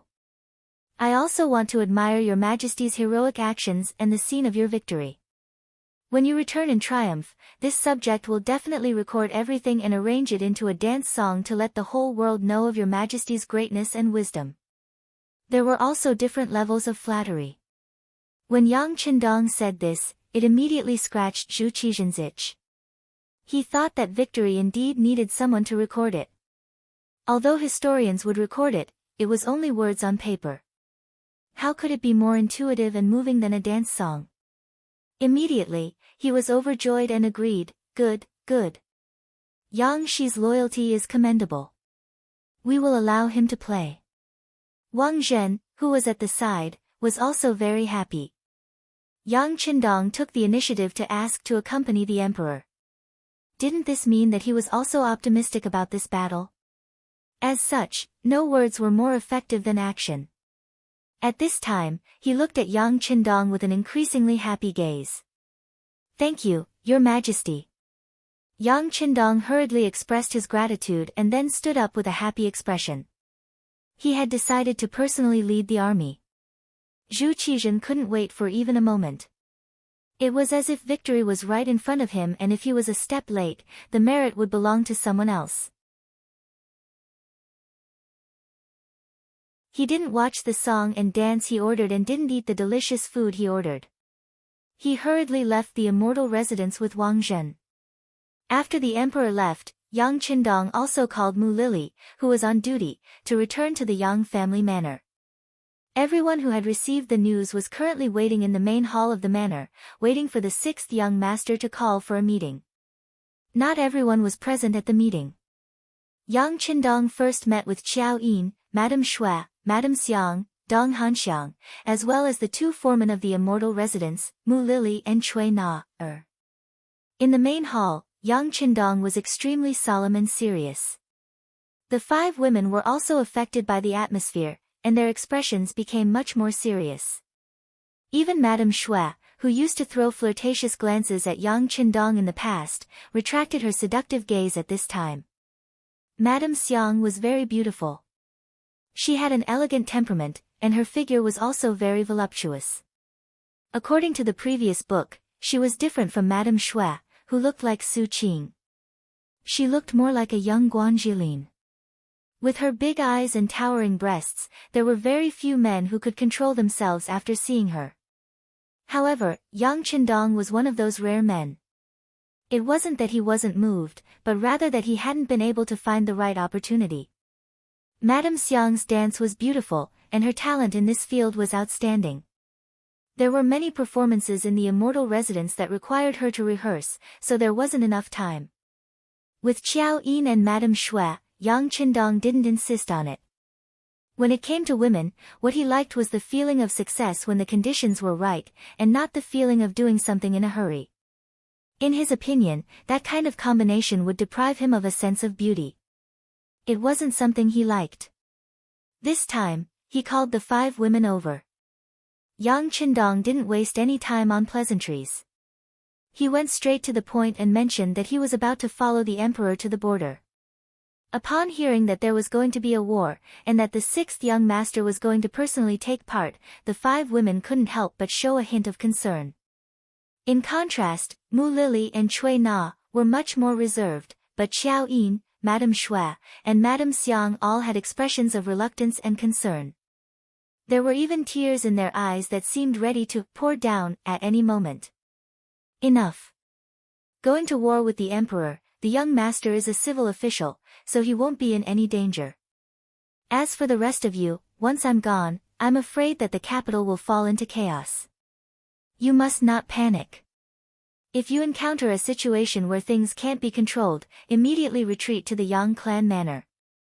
I will arrange for people to protect you here. Yang Qindong's face was brimming with confidence when it came to his own safety, but he truly couldn't be at ease when it came to these women. All of them were heavenly beauties. Once the capital fell into chaos, who knew if some of them would be tempted by lust and take risks? For the sake of their safety, Yang Qindong had intentionally left Dao Zhao's group of 10 and the Ghost Shadow Sniper Squad in the Yang clan manor. Yang Si, Yang Lu, and Yang San of the Security Bureau had been left in the capital, so there shouldn't be any problems. But he was still worried that these women wouldn't be willing to abandon the immortal abode in the face of danger, which was why he had called them to this meeting. He had only one goal in mind: in times of danger, everyone in the immortal abode had to retreat to the manor. As for whether or not the immortal abode would be plundered by others, he couldn't care less. It was impossible to take care of everything in the first place. Since he had intentionally warned them about this, he believed that the girls would not panic too much if something were to happen. "Young master, didn't you say that there wouldn't be any danger? Why did you make such an arrangement?" Qiao Yin had followed Yang Qindong for a long time, and she was the woman who understood him the best. She had been to Crimson City before, and she was well aware of just how powerful that place was. Even with such tyrannical strength, Yang Qindong had still made such an order. Qiao Yin couldn't help but think about it. There's always a what if in everything. Aren't I just preparing for the worst? Ha! Yang Qindong winked at Qiao Yin, his eyes gleaming. Qiao Yin's mental defenses crumbled, and she didn't say anything else. He quickly made appropriate arrangements for the women. After they left, Tiger's Mane, Beta Persei, Yang Wu, 1st Battalion Commander Xiao Feng, 1st Squad Commander Qiu Vi, 2nd Squad Commander Dao Xiao, Ghost Shadow Sniper Squad Commander Bai Zhua, and the others stood in the main hall. None of them sat down. They all had solemn expressions as they waited for Yang Qindong to give them orders. Very good. You don't panic in the face of trouble. This is a necessary quality for a leader. This young master hopes that you can remain as calm as you are now. Yang Qindong's gaze swept over everyone. Soldiers are trained for 1,000 days to be used in a single moment. You've all been in hiding for so long. Now, it's time for you to show your prowess. Now, I order, everyone had gone through strict military training and formation training. As soon as the command was given, everyone tensed up their bodies, put their feet together, and stood at attention. Satisfied with everyone's performance, Yang Qindong said, "I order."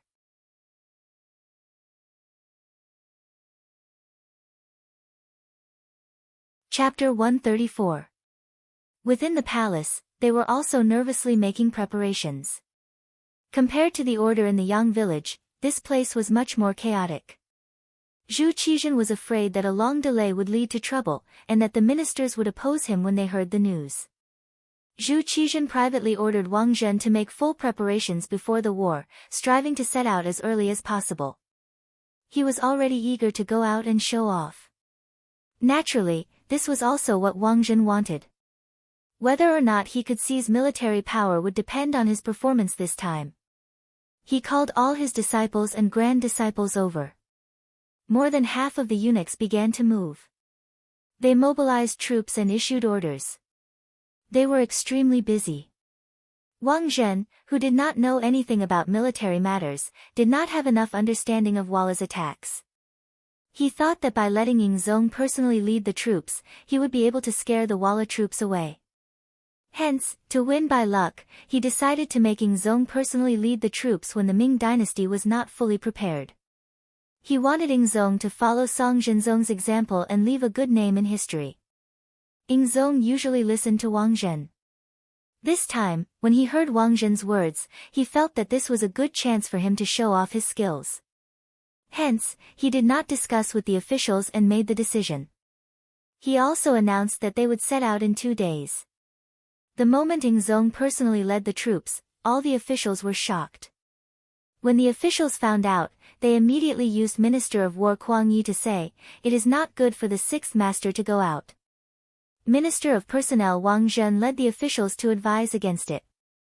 Reports of the defeat at the Datong frontlines continued to spread to the imperial capital. These military uniforms that annoyed people in the past were like soul-reaping messengers in Zhu Qizhen's eyes.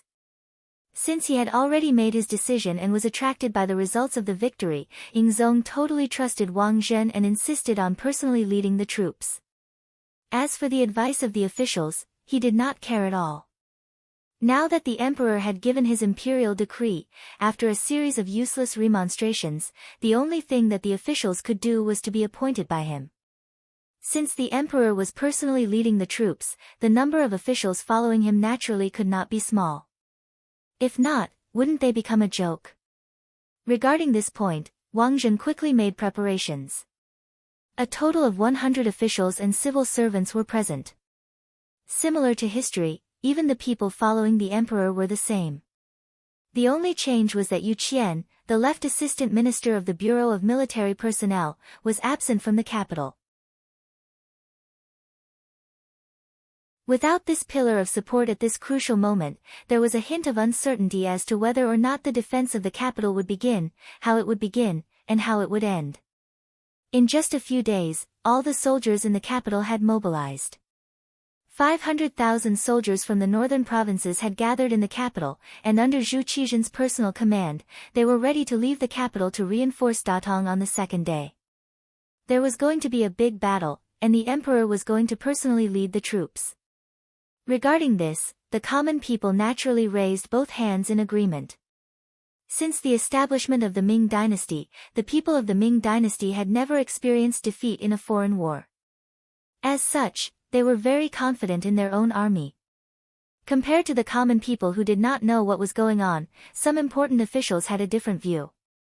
For example, in the home of the Minister of Rights, Hu Shao, he did not have a good opinion of the emperor going on an expedition. In the study of the Hu residence, Hu Shao and his eldest son, Hu Zhangning, were analyzing the situation of the battle. On the table was the battle report from the front lines. On it was written as follows: East, Tuachuo Buhua and Wulianya attacked Liaodong. West, other generals attacked Ganzhou, Zhangye of Gansu. The center was the focus of the attack and was split into two. One was led by Alashiyuan and attacked Red City of the Xuanfu. The other was led by Yeshen and attacked Datong. Yeshen's attack on Datong was led by his troops were very sharp. The Datong army lost, and the castle outside the Great Wall was destroyed. Datong's general Wu Hao died in Mao, village.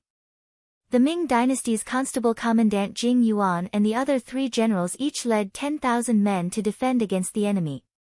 Father, Walla's army came prepared, but our army was in a hurry to fight.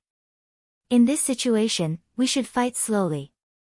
With the strength of the Ming dynasty, we can slowly win. I really don't understand why the emperor wants to personally lead the troops.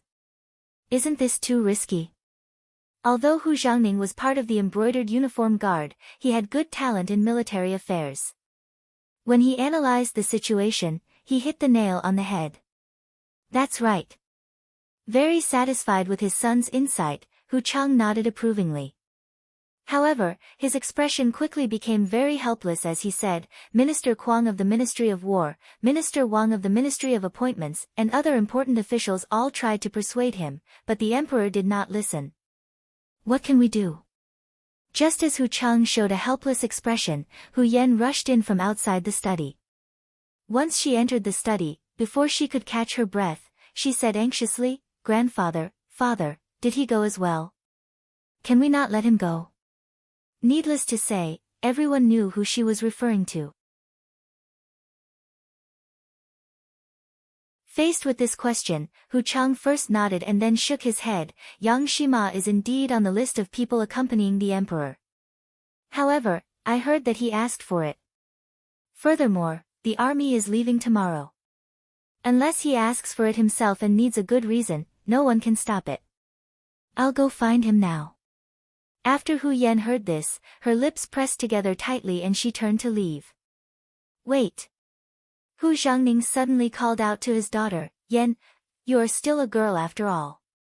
Not to mention that the Yang family has not given you a betrothal gift, even if they did, it doesn't count until you are married. Why are you going now? Be good and stay at home.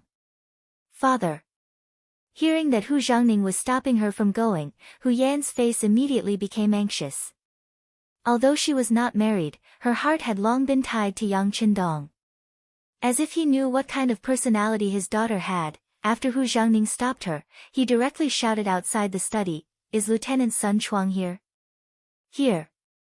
Sun Chuang, who was responsible for security outside the door, immediately responded. "Watch the young Mississippi. Without my order, she is not allowed to leave the house." Hu Zhangning ordered loudly. When a man went to the battlefield, his head was tied to his belt. No one could guarantee that he would return safely. If there was a problem, his daughter would still have to marry. At this moment, he naturally had to keep his reputation intact. Hu Yan's matter was ultimately just a small episode.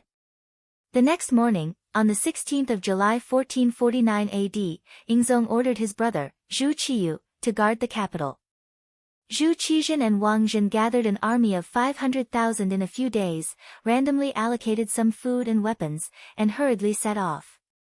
Along with Yingzong and Wang Zhen were Duking Zhang Fu, Minister of War Kuang Yi, Minister of Revenue Wang Zhua, Cabinet Scholars Chao Nai, Zhang Yi, Crown Prince Yang Qindong, and more than 100 other civil and military officials. However, Yingzong did not allow them to participate in military and political affairs, leaving all military and political power to Wang Zhen alone. Due to the improper organization, all military and political affairs were arbitrarily decided by Wang Zhen. Duke Qingguo Zhu Yong was a general, but in front of Wang Zhen, he had to kneel. Minister of Revenue Wang Zhua asked the emperor to return to the army, and Wang Zhen ordered him to kneel in the grass until the sky turned dark. The civil and military officials accompanying the expedition were not allowed to participate in military and political affairs, and the army was in chaos. Yang Qindong was also among the officials, and not only that, he even asked Wang Zhen for a position in the army. This was also a reward for Wang Zhen to thank Yang Qindong for taking the initiative to speak up for him in the immortal abode. It was precisely because of this that the sixth young master was able to arrange for his own people to serve by his side. The so-called own people naturally referred to Tiger Mane, Beta Persei, Yang Wu, and Qiu V's first guard, as well as Xiao Feng's first company of cold-edge soldiers. As long as Yang Qindong didn't interfere, the outcome of this battle was obvious.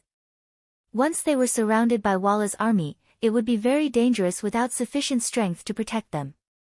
Yang Qindong had only just transferred the first company of cold-edge soldiers over, and it was also at this time that he began to bare his fangs. This was one of the benefits of joining the army. Although he didn't have any real authority, especially under Wang Zhen's leadership, he could still arrange for a few people to serve by his side. The chaos of the army also brought benefits to his arrangements. At the very least, no one cared or questioned him. Similarly, because the preparations for this expedition had been rushed and poorly organized, the army was in chaos not long after they set out. Before they even reached Datong, the army was already running low on food. People were dying one after another, and corpses covered half the road. It had to be said that because the army had been assembled too hastily, the gathering of 500,000 soldiers had been extremely chaotic from the start. Just how chaotic was it? The Minister of War, Kuang Yi, had fallen off his horse due to the crowd. The Minister of War was the equivalent of the current Minister of Defense. Even he had fallen into chaos, so one could only imagine how poorly organized and disciplined the army was. How could such an army possibly win a battle? They didn't care about the situation of the enemy, nor did they discuss battle plans. They didn't even arrange for logistical support, treating this expedition like a child's game.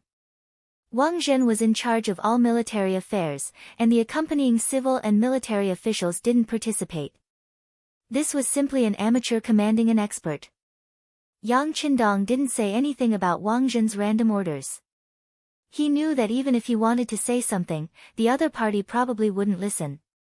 Since that was the case, all they could do was wait and see what would happen, as well as do what they could. For example, the Minister of Revenue, Wang Zhua, wasn't young anymore. Seeing him kneel in the grass, Wang Zhua had personally delivered a thick praying mat to him. The commander of the embroidered uniform guard, Ji Guang, had seen everything clearly and reported this matter to Wang Zhen. Wang Zhen was very busy and wanted to get involved in everything, big or small, so that everyone could do as he wished. When he heard the report that it was Yang Qindong's doing, he only frowned and waved his hand. Let him go. Record everything about him and we'll talk about it later. Of course, he wasn't letting him go out of the kindness of his heart. Wang Zhen wanted to record everything and interrogate Yang Qindong to see if he could extort more silver.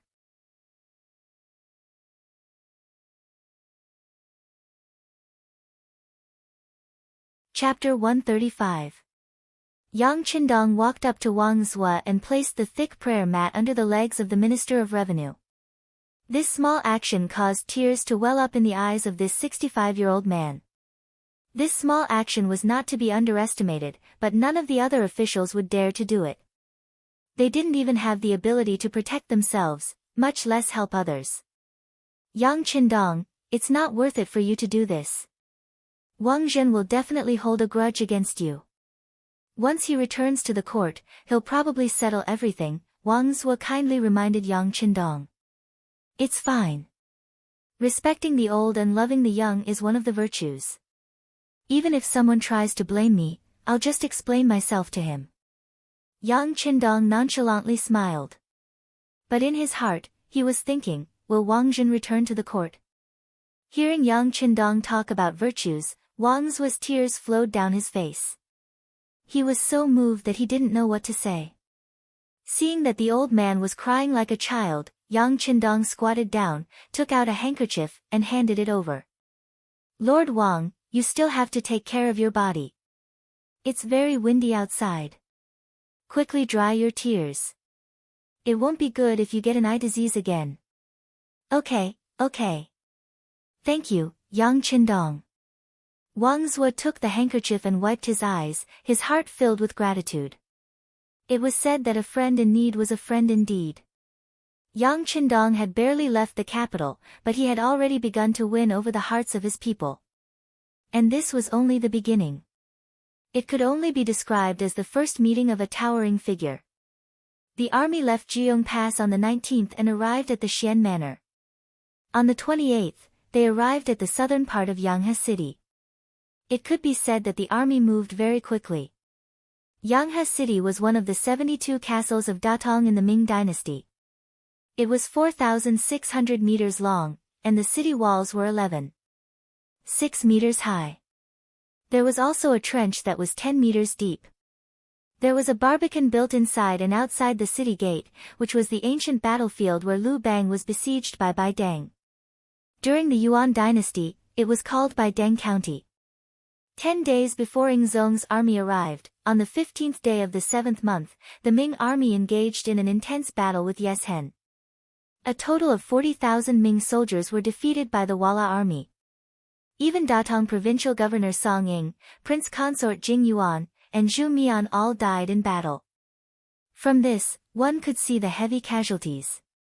When the Ying sect's army arrived, the battlefield had not been cleaned up yet. Corpses of the Ming dynasty's army were strewn all over, and there was an unpleasant smell and a fearful atmosphere. This dealt a heavy blow to the Ming dynasty's army, and some of the more cowardly ones started to desert. Ing Zong continued to advance. He wanted to find Walla's main force for a decisive battle, but at this time, Yes Hen withdrew his forces and retreated beyond the Great Wall. 8th month, 1st day, the Ming army entered the strategic city of Datong, wanting to reach a standstill with the Walla army. Who knew that Yes Hen did not choose to fight head-on? Instead, he retreated north to lure the Ming army in. Although Datong was a strategic city, it was unable to support such a huge logistical supply. Seeing that the chances of a decisive battle were slim, and the army continued to stay here, not only would it not be of any use, but they would also suffer heavy losses every day. Thus, the officials all suggested to move back to the court. Yang Qindong did not follow the officials to ask the emperor. Instead, he looked on coldly from the side. Just from the situation at that time, the decision to move back to the court was the right one. Although they had mobilized so many people and did not achieve anything, at least the army did not suffer any heavy losses. At this moment, not only did Yang Qindong see this point, but even Zhu Qizhen and Wang Zhen, the actual commander of the army, also saw this point. The Battle of Datong had started under Wang Zhen's instructions. He had sent Datong's general Song Ying and military governor Shi Heng to fight with Walla. In his mind, the two of them were more than enough to take care of them first. This way, when he arrived, he could put on a show and show off. There was no need to really fight. Speaking of which, if they really fought, Wang Zhen might not have the guts to do so. Wang Zhen was worried that Song Ying and Shi Heng would not go all out, so he arranged for his trusted eunuch Guo Jing to be the army supervisor. Under the urging of this eunuch, the two sides fought. Due to their eagerness to fight, they fell into Yeshen's ambush. Furthermore, because of Guo Jing, a portion of Song Ying's army was wiped out. Shi Heng and Guo Jing escaped and talked about how strong Walla was, which scared Wang Zhen. Since the civil and military officials were all trying to persuade him to retreat, he chose to follow the wishes of everyone and agreed. Since they decided to retreat, they were not far from Datong, so there would not be any danger. They could just treat it as a vacation for 500,000 people. On the third day of the 8th month, the Ming army decided to retreat. Datong Deputy General Guo Deng suggested that they retreat from Zijing Pass to Beijing. This would be far away from Walla's possible attack route and would be relatively safe. However, Wang Zhen once again stood out and gave a different suggestion. For Wang Zhen to have his current position, it was because of his opportunistic nature. However, it was because of this that he acted like a small person and was used to showing off wherever he went. Now that he knew how strong the Walla cavalry was, he knew that he could not fight. However, if he went back just like that, he would feel some regret. As such, he decided to satisfy his desire to show off. He suggested not returning to Datong but to Shangshi Yuzhou, Wang Zhen's hometown. He wanted to use this chance to show off. When he left Shangshi Yuzhou, Wang Zhen was still a poor man. Now that he had unlimited power, he wanted to return to his hometown and show off. Due to Wang Zhen's insistence and the fact that Zhu Qizhen agreed, the army could only head towards Shangshi Yuzhou. However, just as they were about to reach Yuzhou and were 40 miles away from Zijing Pass, Wang Zhen suddenly changed his mind and asked everyone to stop. The reason was that he was afraid that the army would trample on the crops in Yuzhou. Before the new year, he had obtained large amounts of potato seeds from the Yangjia village and Ministry of Revenue and planted them here. To protect these high-yielding crops, the army could not advance. This reason once again convinced Zhu Qizhen, and the army headed toward the Xian manor. Regarding this, Yang Qindong still maintained his silence. At this moment, even if he tried to persuade them, what could he do? With his current identity and position, his words would not be accepted by Wang Zhen and Ing Zong. If he rashly suggested it, it would only draw their disgust. As the Ming dynasty army headed toward the Xian manor, Yes Hen, who had been following behind, also started to have thoughts. Yeshen's main force of cavalry was only around 30,000 people. Facing the Ming dynasty's main force of 500,000, he did not have confidence in winning in one battle. After following the Ming dynasty army for over 10 days and seeing the Ming dynasty army twist and turn around like a dumb bug, his heart slowly filled with confidence. It seemed like these 500,000 people were not strong and would not be able to take a single blow. As such, he gave the order to attack. Walla's elite cavalry split into two groups and attacked the Ming dynasty army. When Wang Zhen heard the news, he was very nervous and quickly retracted his army. He also sent Marquis Gongshan Wu Kezhong and Governor Wu Kaqin to lead troops to resist the battle. In the end, they were defeated. Wu Kezhong's troops acted as the Ming dynasty's rear guard and had more than 10,000 people, but they were still unable to take a single blow. After the defeat, he sent Duke Qing Zhuyong and Duke Yongshan Xueshi to lead 40,000 troops to Yaowa Ridge to fight with Yes Hen. In the end, they were ambushed and completely wiped out. The troops that Zhu Yong led were the elites of the Ming dynasty, and they were mainly cavalry. After this force was wiped out, the Ming dynasty army had already lost the ability to fight with Yeshen. At the same time, their morale had also started to fall. Just like that, the day before the Ming dynasty army arrived at the Tuma castle, they had already suffered heavy losses. They lost around 50,000 men, and their actual military strength, not including the transport troops and civilian workers, was less than 200,000. Furthermore, they had lost their elite cavalry. When Zhu Yong led 30,000 men into Yeshen's ambush and did not return, Zhu Qizhen and Wang Zhen were so scared that they peed their pants and ran back. On the 13th day of the 8th month, the army entered the Tuma castle. When the army arrived at the Tuma castle, the sky was not dark and the sun had not set. At this moment, they were only 20 miles away from Huailai County, and they could rush there in a short time. The moment the army entered the county, the Walla cavalry would not be able to do anything. At this moment, it could be said that it was a matter of life and death. Wang Zhen was up to no good, and he ordered the army to stop advancing. It turned out that the 1,000-odd carriages that belonged to Wang Zhen had not arrived. These were the things that the border troops had given him along the way, and they were worth millions of silver. As the person in charge of this north expedition, the gifts from the local official Zhuang Xing were naturally accepted by Wang Zhen. The gifts from the officials along the way were too generous, which was why Wang Zhen gave up on the chance to enter Huailai city. Wang Zhen requested for everyone to wait for the carriages to arrive before they left. Hence, at the Tuma castle, Zhu Qizhen, hundreds of officials, and hundreds of thousands of troops waited foolishly for an entire night. When the sun rose, the 1,000-odd carriages still had not arrived. Wang Zhen could not wait any longer. In his heart, he knew that the carriages would not arrive, and at this moment, he wanted to leave. Unfortunately, even if he wanted to leave, it was already too late. With a night's time, the 30,000 Walla elite cavalry had split up and surrounded the Ming army. In the end, the hundreds of thousands of troops were surrounded by the 20,000 Walla cavalry in the Tuma castle, which had no water source. To say that 30,000 troops surrounded hundreds of thousands of troops was impossible under normal circumstances.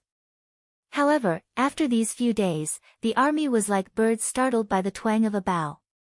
Their morale was all gone, and they had lost half of their original combat strength. Wang Zhen was also frightened by the charging Walla cavalry. In his panic, he used the Tuma castle as the center to dig trenches and set up barriers to protect himself. Unfortunately, Wang Zhen did not know how to fight, and he did not even understand the geography of the place. The Tuma castle was located on high ground, and there was no water source, so it was not a place that could be defended.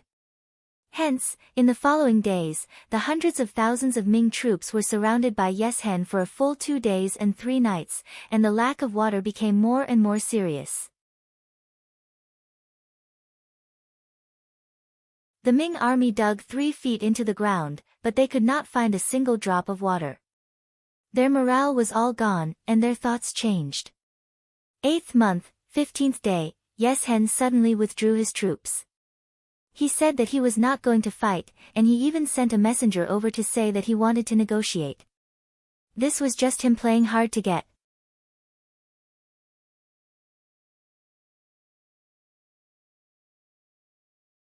Chapter 136. However, Wang Zhen believed it. Perhaps he was lying to himself. When he saw that Yeshen had retreated first, he immediately gave the order to go out and find a water source. With this order, the soldiers removed the encirclement, jumped out of the trench, and ran with all their might towards a small river 15 li away. The troops were instantly thrown into chaos. Looking from afar, one could only see a dense mass of black. However, after running for 3 to 4 li, tens of thousands of Walla elite cavalry suddenly appeared and charged into the chaos of the Ming dynasty army. When the soldiers reached 10,000, there was no end. When the soldiers reached 100,000, there was no end. The Walla army besieged the Ming dynasty army from all sides. The cavalry rushed in and waved their swords to kill the Ming dynasty army. The Ming dynasty army suffered heavy casualties. Wherever the cavalry swords passed, heads flew high into the air. At the same time, blood splattered everywhere. At the same time, they shouted, "Those who throw swords will not be killed." In times of crisis, we could see the shamelessness of the Ming dynasty officials. The Walla army's slogan was, "Those who throw swords will not be killed." As long as they threw away their armor and weapons, it was fine. However, in order to save their lives, these officials actually took off everything and trampled on each other naked. The number of people trampled to death by their own people was more than the number of people killed by the Walla army. At that time, the Walla army was already not in formation and did not have the heart to kill the enemy. This was because they were busy getting rich, specifically picking up gold, silver, jewels and valuables to rob. At that time, if there were one or two strong generals who stood up and shouted, they might have been able to reverse the situation. During the Three Kingdoms period, Cao Cao did this. Qin Xiong also did this under Zhang Xutua and Li Mi. Unfortunately, Wang Zhen was not Cao Cao. The Ming dynasty generals did not have Qin Xiong or Qin Shubao. Everyone was busy taking off their clothes to save their lives. After taking off their clothes, the miserable state they were in became the laughingstock of history. Looking at Ing Zong, this fellow, he did not even dismount from his horse. Instead, under the tight protection of the embroidered uniform guards, he broke out of the encirclement and escaped. It was a pity that everyone was busy taking off their clothes at that time, so there was no one to support him. The embroidered uniform guard failed to break through the encirclement, and in the end, Zhu Qizhen became a lone boat on the sea, drifting under the protection of General Fan Zhong. If not for Yang Qindong's appearance, he would have been like a little chick, dragged to the north by the Walla army. Ever since he had left the capital, Yang Qindong had acted like a spectator, observing everything that was happening around him. The Ming dynasty army suffered defeat after defeat, and wrong orders were given out by Wang Zhen. Zhu Qizhen was like a puppet, only knowing how to nod his head in agreement and unable to debate. Yang Qindong looked on coldly from the side. This was a close understanding of ancient warfare, as well as a close observation of the Ming dynasty's military power. Even if some of the orders were wrong and were opposed by the officials, Zhu Qizhen agreed and Wang Zhen carried them out. Even if Yang Qindong wanted to change anything, he could not do it. He could only watch as the army was surrounded and broken down, and in the end, the entire battle was a complete failure. In this, Yang Qindong was limited in what he could do. In the face of Wang Zhen, who had actual military power over hundreds of thousands of soldiers, unless he could hold Wang Zhen hostage, it was impossible for him to have any control over the war. Everything continued until the balance of the war was completely one-sided. The final moment had finally arrived. The Battle of Tumu could be considered a farce. There was no cavalry charging, no generals bravely killing the enemy, no decisive battle between large armies, and no spectacular sight of the firearms of the three major battalions opening fire on all fronts. The timing of Walla's attack was when the Ming dynasty's camp loosened up and moved to fetch water. Whether they fell for Yeshin's trick or the Ming dynasty took the initiative to fetch water, it was no longer important. "Young master, it's a mess, it's all a mess." Hu Mang's eyes were filled with vigilance as he scanned his surroundings. The Type 54 gun hidden under his sleeves was already loaded and the safety was off. Whenever he discovered anyone trying to approach or threaten the young master, he would not hesitate to open fire and kill the enemy. Sigh. A sigh came from Yang Qindong's mouth. This sigh was for the hundreds of thousands of soldiers of the Ming dynasty. This sigh was for the decline of the Ming dynasty. This sigh was also for the sake of ending the chaos in front of him. Pass down the order, follow the first set of plans. Yang Qindong's eyes were still cold, but if one looked carefully, there was a trace of liveliness and hope. After the order was given, the hundreds of people who had been wandering around began to move. Compared to the people around them who were in a complete mess and were even undressing, they were dressed in good clothes and moved quickly, each according to the previous plan. Wang Zhen. This eunuch, who only knew how to seize power and money, was like a headless fly at this moment. His eyes were constantly looking up and down, looking for a way to survive. For him, the defeat of the army was not terrible. As long as he could survive, everything would be fine. It would not be long before he could reorganize a new army and go to the battlefield. Of course, he might have the ability to do so, but whether or not he had the courage was another matter.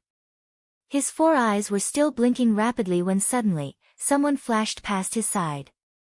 In a chaotic army, this kind of scene was too common. The soldiers did not know their generals, and the generals did not know their soldiers.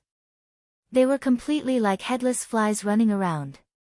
However, just as a figure flashed past him, Wang Zhen felt a sharp pain in his neck. Instinctively, he stretched out his hand to touch it. Blood spurted out uncontrollably into his hand, and the hot sensation caused his eyes to widen rapidly. Soon after, he started to scream. Save me, someone killed me." Wang Zhen was still conscious at this moment. He knew that at this moment, someone had done something to him. But in a chaotic battlefield, death was a very common thing. Even if he was the head eunuch of the ceremony directorate, even if he was the most favored by Emperor Qing, no one was paying attention to him at this moment. One of his hands covered his neck that had been cut, as if he wanted to block the bleeding wound. The other hand was raised high and constantly waved, as if he wanted to use this to attract people's attention. He maintained this posture for 1 second, 2 seconds, 3 seconds. After about 7 to 8 breaths of time, he fell to his knees with a plop. Then, his eyes turned gray, and his face showed an extremely strong expression of unwillingness. He was unwilling. He clearly had great power, so why did he fall to the ground? He was unwilling. The emperor had trusted him so much, and there was still a great future waiting for him. He was unwilling to accept the fact that he had died in such a dubious manner. Even when he died, he did not even know who had killed him. He was unwilling, but he was indeed dead. Wang Zhen was dead. Dying in a chaotic battlefield, no one would pay attention to him. Even if someone saw him, they would probably want to step on him to vent their anger. Compared to Wang Zhen, who died at the hands of Leng Feng, Minister of Revenue Wang Zhua and Minister of War Kuang Yi were saved by Leng Feng. Tiger's Man and Xiao Feng respectively saved the 2 ministers and rushed to Yang Qindong's side. In comparison, Kuang Ye's clothes were not bad, and his appearance was not bad. No matter what, he was still the Minister of War, so he should have some integrity. However, the buttons on his shirt that he remembered wrongly showed that when Walla's army said, "Remove your armor and don't kill those who throw blades," he was also flustered. Speaking of which, who was not afraid of death? When faced with death, it was not wrong for a person to react in any way. At least, it could not be said to be wrong, because it often replaced a person's instinct and nature. Kuang Yi only remembered a few buttons wrongly. Compared to Wang Zhua, he was indeed much better.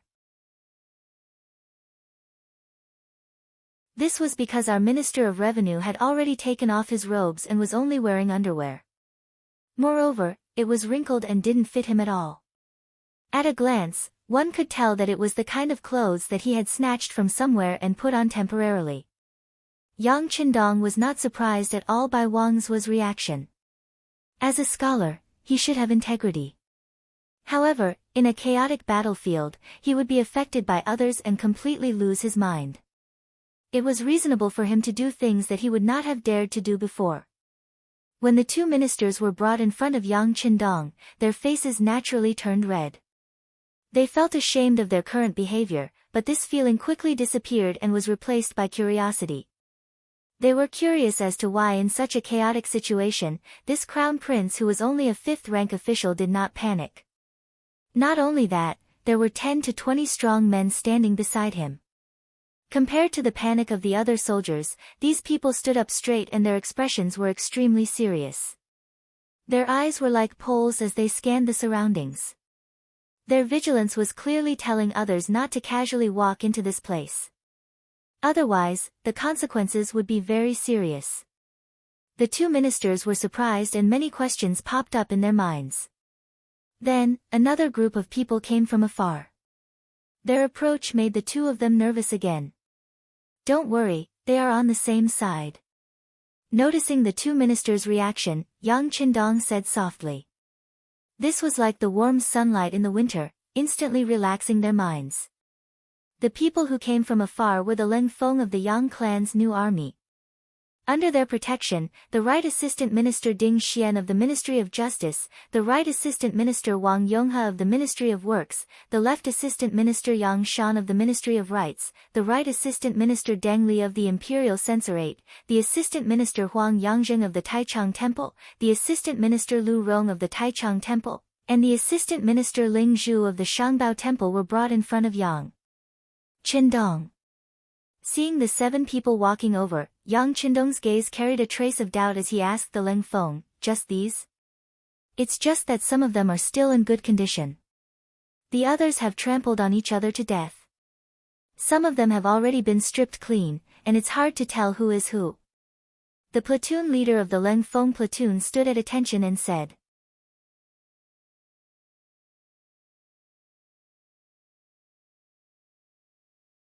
Chapter 137. Well, my ability is limited. Being able to save these people is already very good. Let's go. Everyone, pack up and let's go find the emperor. Yang Qindong's chin gently moved. Although the first plan was to save 30 officials or marquis, the battlefield was originally ever-changing. No one could take care of everything. It was not easy to save a total of 9 people. At this time, the 9 Daren all noticed that something was wrong with Yang Qindong. This horse washer seemed to be calmer than anyone else. He even seemed to have a small number of elite armed forces with good fighting strength. But to be able to reach this position, which one of them was not a shrewd person? At this time, no one would open their mouth to ask why. If they were unhappy, the other party would just casually abandon them. Other than waiting for death, they did not know what to do. No one raised an objection. Yang Qindong led everyone to the place where the emperor was. Originally, everyone was with the emperor, but when the war started, the whole situation became chaotic. Fortunately, Yang Qindong had already arranged for people to keep an eye on the emperor's every move. As someone who had foreseen all of this would happen, how could he abandon Zhu Qizhen, this important big shot, at such a critical time? Compared to the chaos on the battlefield, where people were stripping off their armor and running away without resisting, the place where Zhu Qizhen was standing was very tragic. The performance of Huban and the accompanying little eunuchs was probably the only bright spot in the whole change of the Toma castle. They were shot into hedgehogs by the tiles, but they still fought to the death without retreating. Their purpose was to protect Emperor Zhu Qizhen, who was trembling in fear and had yellow water dripping from his trousers. Yes, at this time, Zhu Qizhen had completely lost the majesty of the emperor. His golden armor had long been thrown away. At this time, he was wearing an inner robe and was curled up in a corner, trembling. Later history books had recorded that even when Zhu Qizhen was captured by Walla's army, he was so calm, so brave, and even had a face of justice. He even dared to scold the enemy. But in fact, that was not the case. This was just a trick that Emperor Yingzong used to beautify himself after he became the emperor again. Only Yang Ming's, the orthodox northern hunting story, praised Zhu Qizhen as a flower. In fact, the records in Lin Rong records and Butai records were completely different. Just like Lu Dingji's record of negation of Taishang, we can see 3 things from the Tumu Castle incident. First, Wang Zhen was indeed the culprit behind the Tumu Castle incident. Second, Zhu Qizhen was not calm at all. Third, the officials were very shameless, and the imperial guards, Huban, were very loyal. When Yang Qindong and the 9 ministers arrived, they saw a group of Walla cavalry fighting against Hu Ben and the eunuchs. However, relatively speaking, the ones who were killed were the little eunuchs. By the time he arrived with everyone, all the eunuchs were dead, and not a single one was left. Only the general of the guards, Fan Zhong, and a dozen or so Hu Ben, who were seriously injured, were still resisting with all their might. Even though they were still far away, everyone could see that even their emperor would be captured by the Walla cavalry if they stayed any longer. The 9 ministers and all the new soldiers of the Yang family all looked at Yang Qindong. At this moment, he had undoubtedly become the backbone of everyone. Everyone's hopes were placed on him. Charge over, open a bloody path. Anyone who resists, kill. His face was indifferent, and his words fell from his mouth. If someone did not know, they would think that he was a general who had the overall situation under control. In fact, they only had 100 people, but the Walla cavalry had at least 300 people. The 9 ministers looked at Yang Qindong with suspicious eyes. They really could not understand what this horse-washing master was relying on at this moment. In contrast, the 100 soldiers were eager to give it a try. Speaking of which, these people had all been baptized by war. Some had participated in the War of Deng Maoqi's uprising, and also participated in the Battle of Ryukyu Island. Speaking of which, if these people did not have outstanding strength and outstanding performance, they would not have become soldiers of the 1st Company of the 1st Battalion. Most of the time, the 1st Battalion represented the strongest. But no matter how many battles they had participated in, how many victories they had won, it could not compare to this time. This was in front of the 6th young master. Perhaps many of the soldiers would not have such an opportunity in their lives. But now, the opportunity was in front of them. Who would not want to perform well? At this time, the role of the commander of the 1st Battalion, Xiao Feng, suddenly appeared. As an officer and the current leader of the army, after hearing Yang Qindong's order, he said without the slightest hesitation, the 1st platoon is responsible for the left wing, the 2nd platoon is responsible for the right wing, the 3rd platoon is responsible for the 8th platoon, the 9th platoon is responsible for the safety of everyone, and the 10th platoon is responsible for the rear. After the order was given, the 100 soldiers of the 1st Battalion quickly moved. Some went to the left, some went to the right, and some rushed to the front of Yang Qindong and the others. In less than 10 breaths, everyone was in position. Their speed and agility opened the eyes of the Minister of War, Kuang Yi, who was in the crowd. He had lived for decades, and most of the time, he was in communication with the branch. He could not be more clear about the execution and mobility of the great Ming dynasty's army. It was precisely because of this that he could see the horror of this army that jumped out of nowhere. Not to mention other things, just their mobility alone was inferior to the great Ming dynasty's army that he had seen. Even the elite army when Emperor Qing was still alive would not have such a performance. They were able to be orderly in times of danger without the slightest trace of disorder. While the ministers were dazzled, the 1st Battalion of the 1st Battalion completed the distribution of the battle formation. Then, after Xiao Feng said the word, advance, the army began to attack forward. Step by step, they were very steady. The eyes of the 100 soldiers also lit up, and they were full of courage. Before everyone could see what was going on, a black firearm that no one had seen before appeared in the hands of the soldiers of the 1st Battalion of the 1st Battalion. As soon as the firearm was taken out, these people seemed to have become one with it, giving people the feeling that this thing originally existed. The 100 soldiers moved forward in an orderly pace, narrowing the distance between them and the emperor step by step. The sudden appearance of this army naturally attracted the attention of the Walla cavalry not far away. The general who was in charge of commanding the battle saw that the great Ming dynasty's army was in chaos. Many of them were trampling on each other, many of them were running away, and some of them were surrendering. However, there was still an army that took the initiative to approach them. He was instantly infuriated. Still riding on the strong horse, the general did not put the 100 or so soldiers in front of him in his eyes. It was just a charge that could completely defeat them, so it did not arouse his interest. You, go and kill those reckless people for me. Don't let them live, kill them all.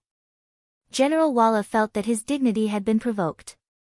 He must give these people a heavy blow and let others who still dared to resist see the consequences of disobeying them. Kill. 50 to 60 Vala cavalrymen, dressed in the clothes of the Vala clan, were yelling and shouting as they charged towards Yang Qindong. In the eyes of the cavalry, as they charged, they would soon wipe out all the enemies like a gust of wind sweeping away fallen leaves. Although the 1st Battalion of the 1st Battalion of the 1st Battalion of the Great Ming Dynasty held a black firearm in their hands, they had seen such a battle formation before. The 3 firearm battalions of the Great Ming Dynasty's army, which had a total of 15,000 people, did not pose a threat to them. Didn't they all throw away their weapons and armor when the army charged? Be careful, the Walla cavalry is very brave and fierce. When the ministers saw the cavalry charging toward them, their bodies trembled and their voices trembled slightly. Compared to the ministers' fearful expressions, the 100 or so soldiers of the 1st Battalion of the 1st Battalion of the 1st Battalion of the Great Ming Dynasty did not take their eyes off the enemy. They all raised the firearms in their hands and according to their usual training, they stood in formation and aimed at the corresponding cavalry. At this moment, all the soldiers of the 1st Battalion of the 1st Battalion adjusted the rhythm of their breathing and waited for Xiao Feng's order to shoot. 200 steps, 150 steps, 100 steps. As the commander, Xiao Feng calmly looked at everything in front of him. He did not show any abnormal reaction because of the charge of the enemy cavalry. When he estimated that the enemy was 100 steps away, he immediately opened his mouth and spat out 2 words, shoot. His voice was an order. Immediately, dozens of crisp gunshots rang out. The bullets whizzed out of the barrels, as if they were carrying a trace of fire as they rushed forward. Even the moment the gunshots rang out, they sounded so orderly as if there was only one person firing from the beginning to the end.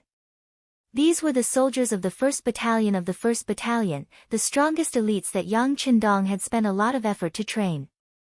Under the high-intensity training and layers of tests, each and every one of the soldiers of the 1st Battalion of the 1st Battalion of the 1st Battalion of the 1st Battalion of the Great Ming Dynasty. When the gunshots rang out, the Walla cavalry charging toward them were like small trees that were swept up by a strong wind and fell to the ground one by one. At this moment, all of the 50 to 60 men fell off their horses. Only 56 horses that had lost their owners ran toward them. Try to capture as many war horses as possible for the lords to use. Yang Qindong looked at the results of the first round of shooting and nodded with satisfaction. His expression also relaxed a lot. Before seeing a real battle, even though Yang Qindong was extremely confident in his training, he still lacked confidence.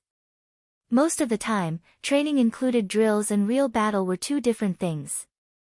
Now, after a wave of bullets, it was effective. All the enemies were hit and killed, and no one was caught. This result was very satisfying and very gratifying.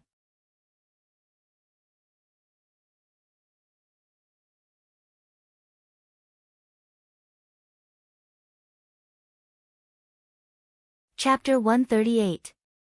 After the order was given, Lin Feng grabbed the Vala horses one by one and brought them before the 9 ministers. What they received in return was a look of disbelief. Among the ministers, Kuang Ye's eyes were as wide as bells. What kind of firearm is this? How can it shoot so far and so accurately? Can you show it to me? Sorry, I can't. He watched as Kuang Ye's hand unconsciously reached for the gun in the hand of Ling Feng, who had delivered the horse to him. Kuang Yi moved his body slightly and dodged the gun. Then, he looked at Ling Feng with a cold and murderous gaze. It was this look that made Kuang Ye's body tremble uncontrollably. At this moment, he felt that he was so close to the god of death. Sorry, Minister Feng, they are mercenaries. They only took my money to do something. They won't listen to anyone and won't allow anyone to touch the weapons in their hands. If you insist on doing so, there's only one outcome, and that's becoming a dead man. I can't protect you on this point. Yang Qindong saw Kuang Ye's awkwardness. He knew that if he didn't make things clear, everyone would be suspicious. Since that was the case, he might as well make things clear and dispel these people's suspicions. As soon as this was said, the officials who were originally curious withdrew their gazes and looked down, as if they did not care about what was going on outside. If they touched it, they would die. The price of curiosity was too high. It was so high that they couldn't bear it. Even Minister Kuang Yi became a lot more honest at this time and even apologized. This old man was reckless just now, it's my fault. It's fine. The ignorant are innocent. Just don't do it. Yang Qindong smiled and turned to Xiao Feng. Our emperor hasn't been rescued and we haven't achieved our goal. We'll have to trouble you. Since they were collaborators, he had to be careful with his words. Xiao Feng, who was somewhat uncomfortable with Yang Qindong's attitude and tone of discussion, hurriedly said, Okay, since we've taken 6th young master's money, of course we'll do it well. Everyone, listen up. Keep moving forward. A few hundred steps away, General Walla sat on his horse in a daze. Unknowingly, he already had the urge to pee, and it was almost flowing out uncontrollably. 50 to 60 cavalrymen were wiped out in the blink of an eye. Not a single one of them was able to get within 90 paces. They all died. One had to know that all of them had died without a single survivor. This had never happened before in previous battles. No one had even thought that such a situation would occur. But now, the truth had appeared. Again, let's go together and kill all of them. General Walla was angry. He didn't know that the emperor of the Great Ming Dynasty was already close at hand. He only needed 2 or 3 more charges to capture him alive. He was frightened by Yang Qindong's team.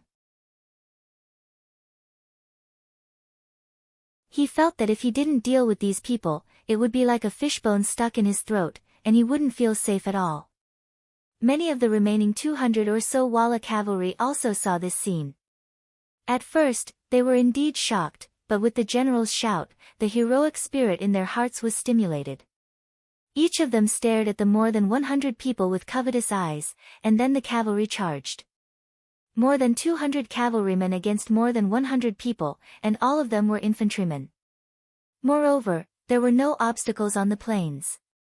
No matter how one looked at it, there was no possibility of failure. Once the speed of the horses increased, the cavalry swords in their hands would only need to lightly slash and a big head would fly. All kinds of screams were heard, and the Walla cavalry's charge began. With the help of the speed of the horses, the distance between the two sides was quickly shortened. Be careful, be careful. Kuang Yi, Wang Zhua, and the other important officials were staring at the scene in front of them. Although they were already sitting on their horses, they still felt their bodies trembling. This was because they really didn't know how these mercenaries, as mentioned by Yang Qindong, would deal with more than 2 times the number of soldiers. This was naturally because they didn't understand these firearms. Their past experience told them that the power of firearms was indeed not small, but their weakness was also quite obvious. That was, after firing a shot, they had to reload. In this way, when facing more than 2 times the number of enemies, the firearms soldiers didn't have the slightest advantage. Raise your guns, ready, to fire. Different from the previous time, this time, Xiao Feng also raised the 95 style in his hand. The increase in the number of enemies made him want to join in the battle. However, this action of his had indeed caused the other Leng Feng members to show dissatisfaction. It was just more than 2 times the number of enemies, and they really didn't care about it. The battalion commander clearly wanted to satisfy his craving. Naturally, no one could guess the thoughts of the Leng Feng. Just when everyone thought that the battle was going to end badly, gunshots rang out. First, it was a volley of shots, and almost half of the enemy's troops were eliminated. Then, the gunshots were no longer as orderly as before, but it only gave the impression that there were a few more gunshots. Next, on the entire battlefield, only General Walla was escaping on his horse. At the most crucial moment, the general became afraid. He relied on his superb horsemanship to hide his body on the horse, and only then did he manage to dodge the shot. However, in front of the most elite Leng Feng, since you were already identified as a target, how could you escape? Even if you managed to dodge the first shot, you wouldn't be able to dodge the second. Xiao Feng raised his gun, and after his breathing calmed down, he moved his right index finger. After a crisp, "pa" sound, the healthy horse fell to the ground. Once the healthy horse fell, General Walla naturally fell off the horse, then quickly got up and continued to run. However, after another gunshot, the body that was moving forward suddenly fell to the ground, and there was no more movement from it. The second shot was still fired by Xiao Feng.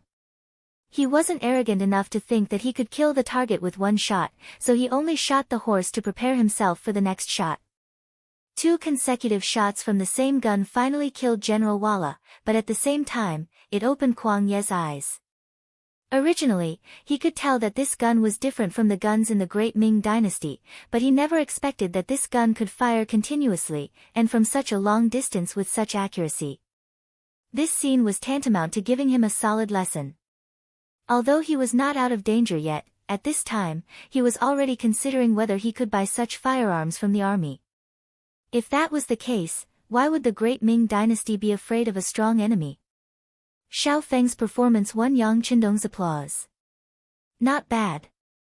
Although it was only 2 words, it was enough to make Xiao Feng's face glow. He was even happier than if he had received a military medal. This was the 6th young master's praise. If Leng Song and Gao Xiong knew about it, they would probably be envious. Xiao Feng, who was satisfied, felt even more motivated. He immediately ordered, "Everyone, listen to my orders. Search and move forward. If you find any danger, you don't have to report it. Deal with it yourself." This was equivalent to handing the right to fire to the individual. The 100 Leng Feng members immediately became excited.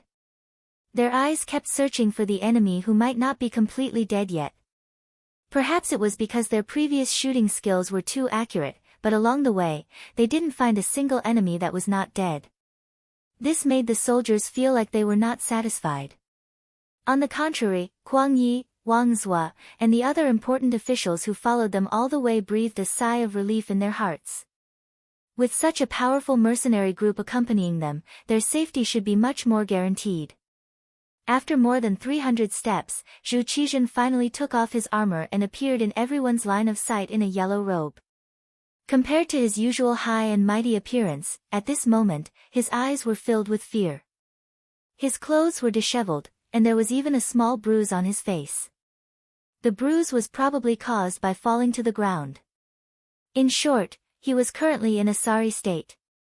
When he saw Yang Qindong and the others, his originally lifeless eyes immediately became filled with a strong desire for life. "Beloved official Yang, we are here. We are here.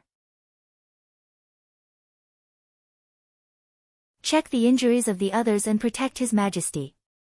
Yang Qindong also saw Zhu Qizhen.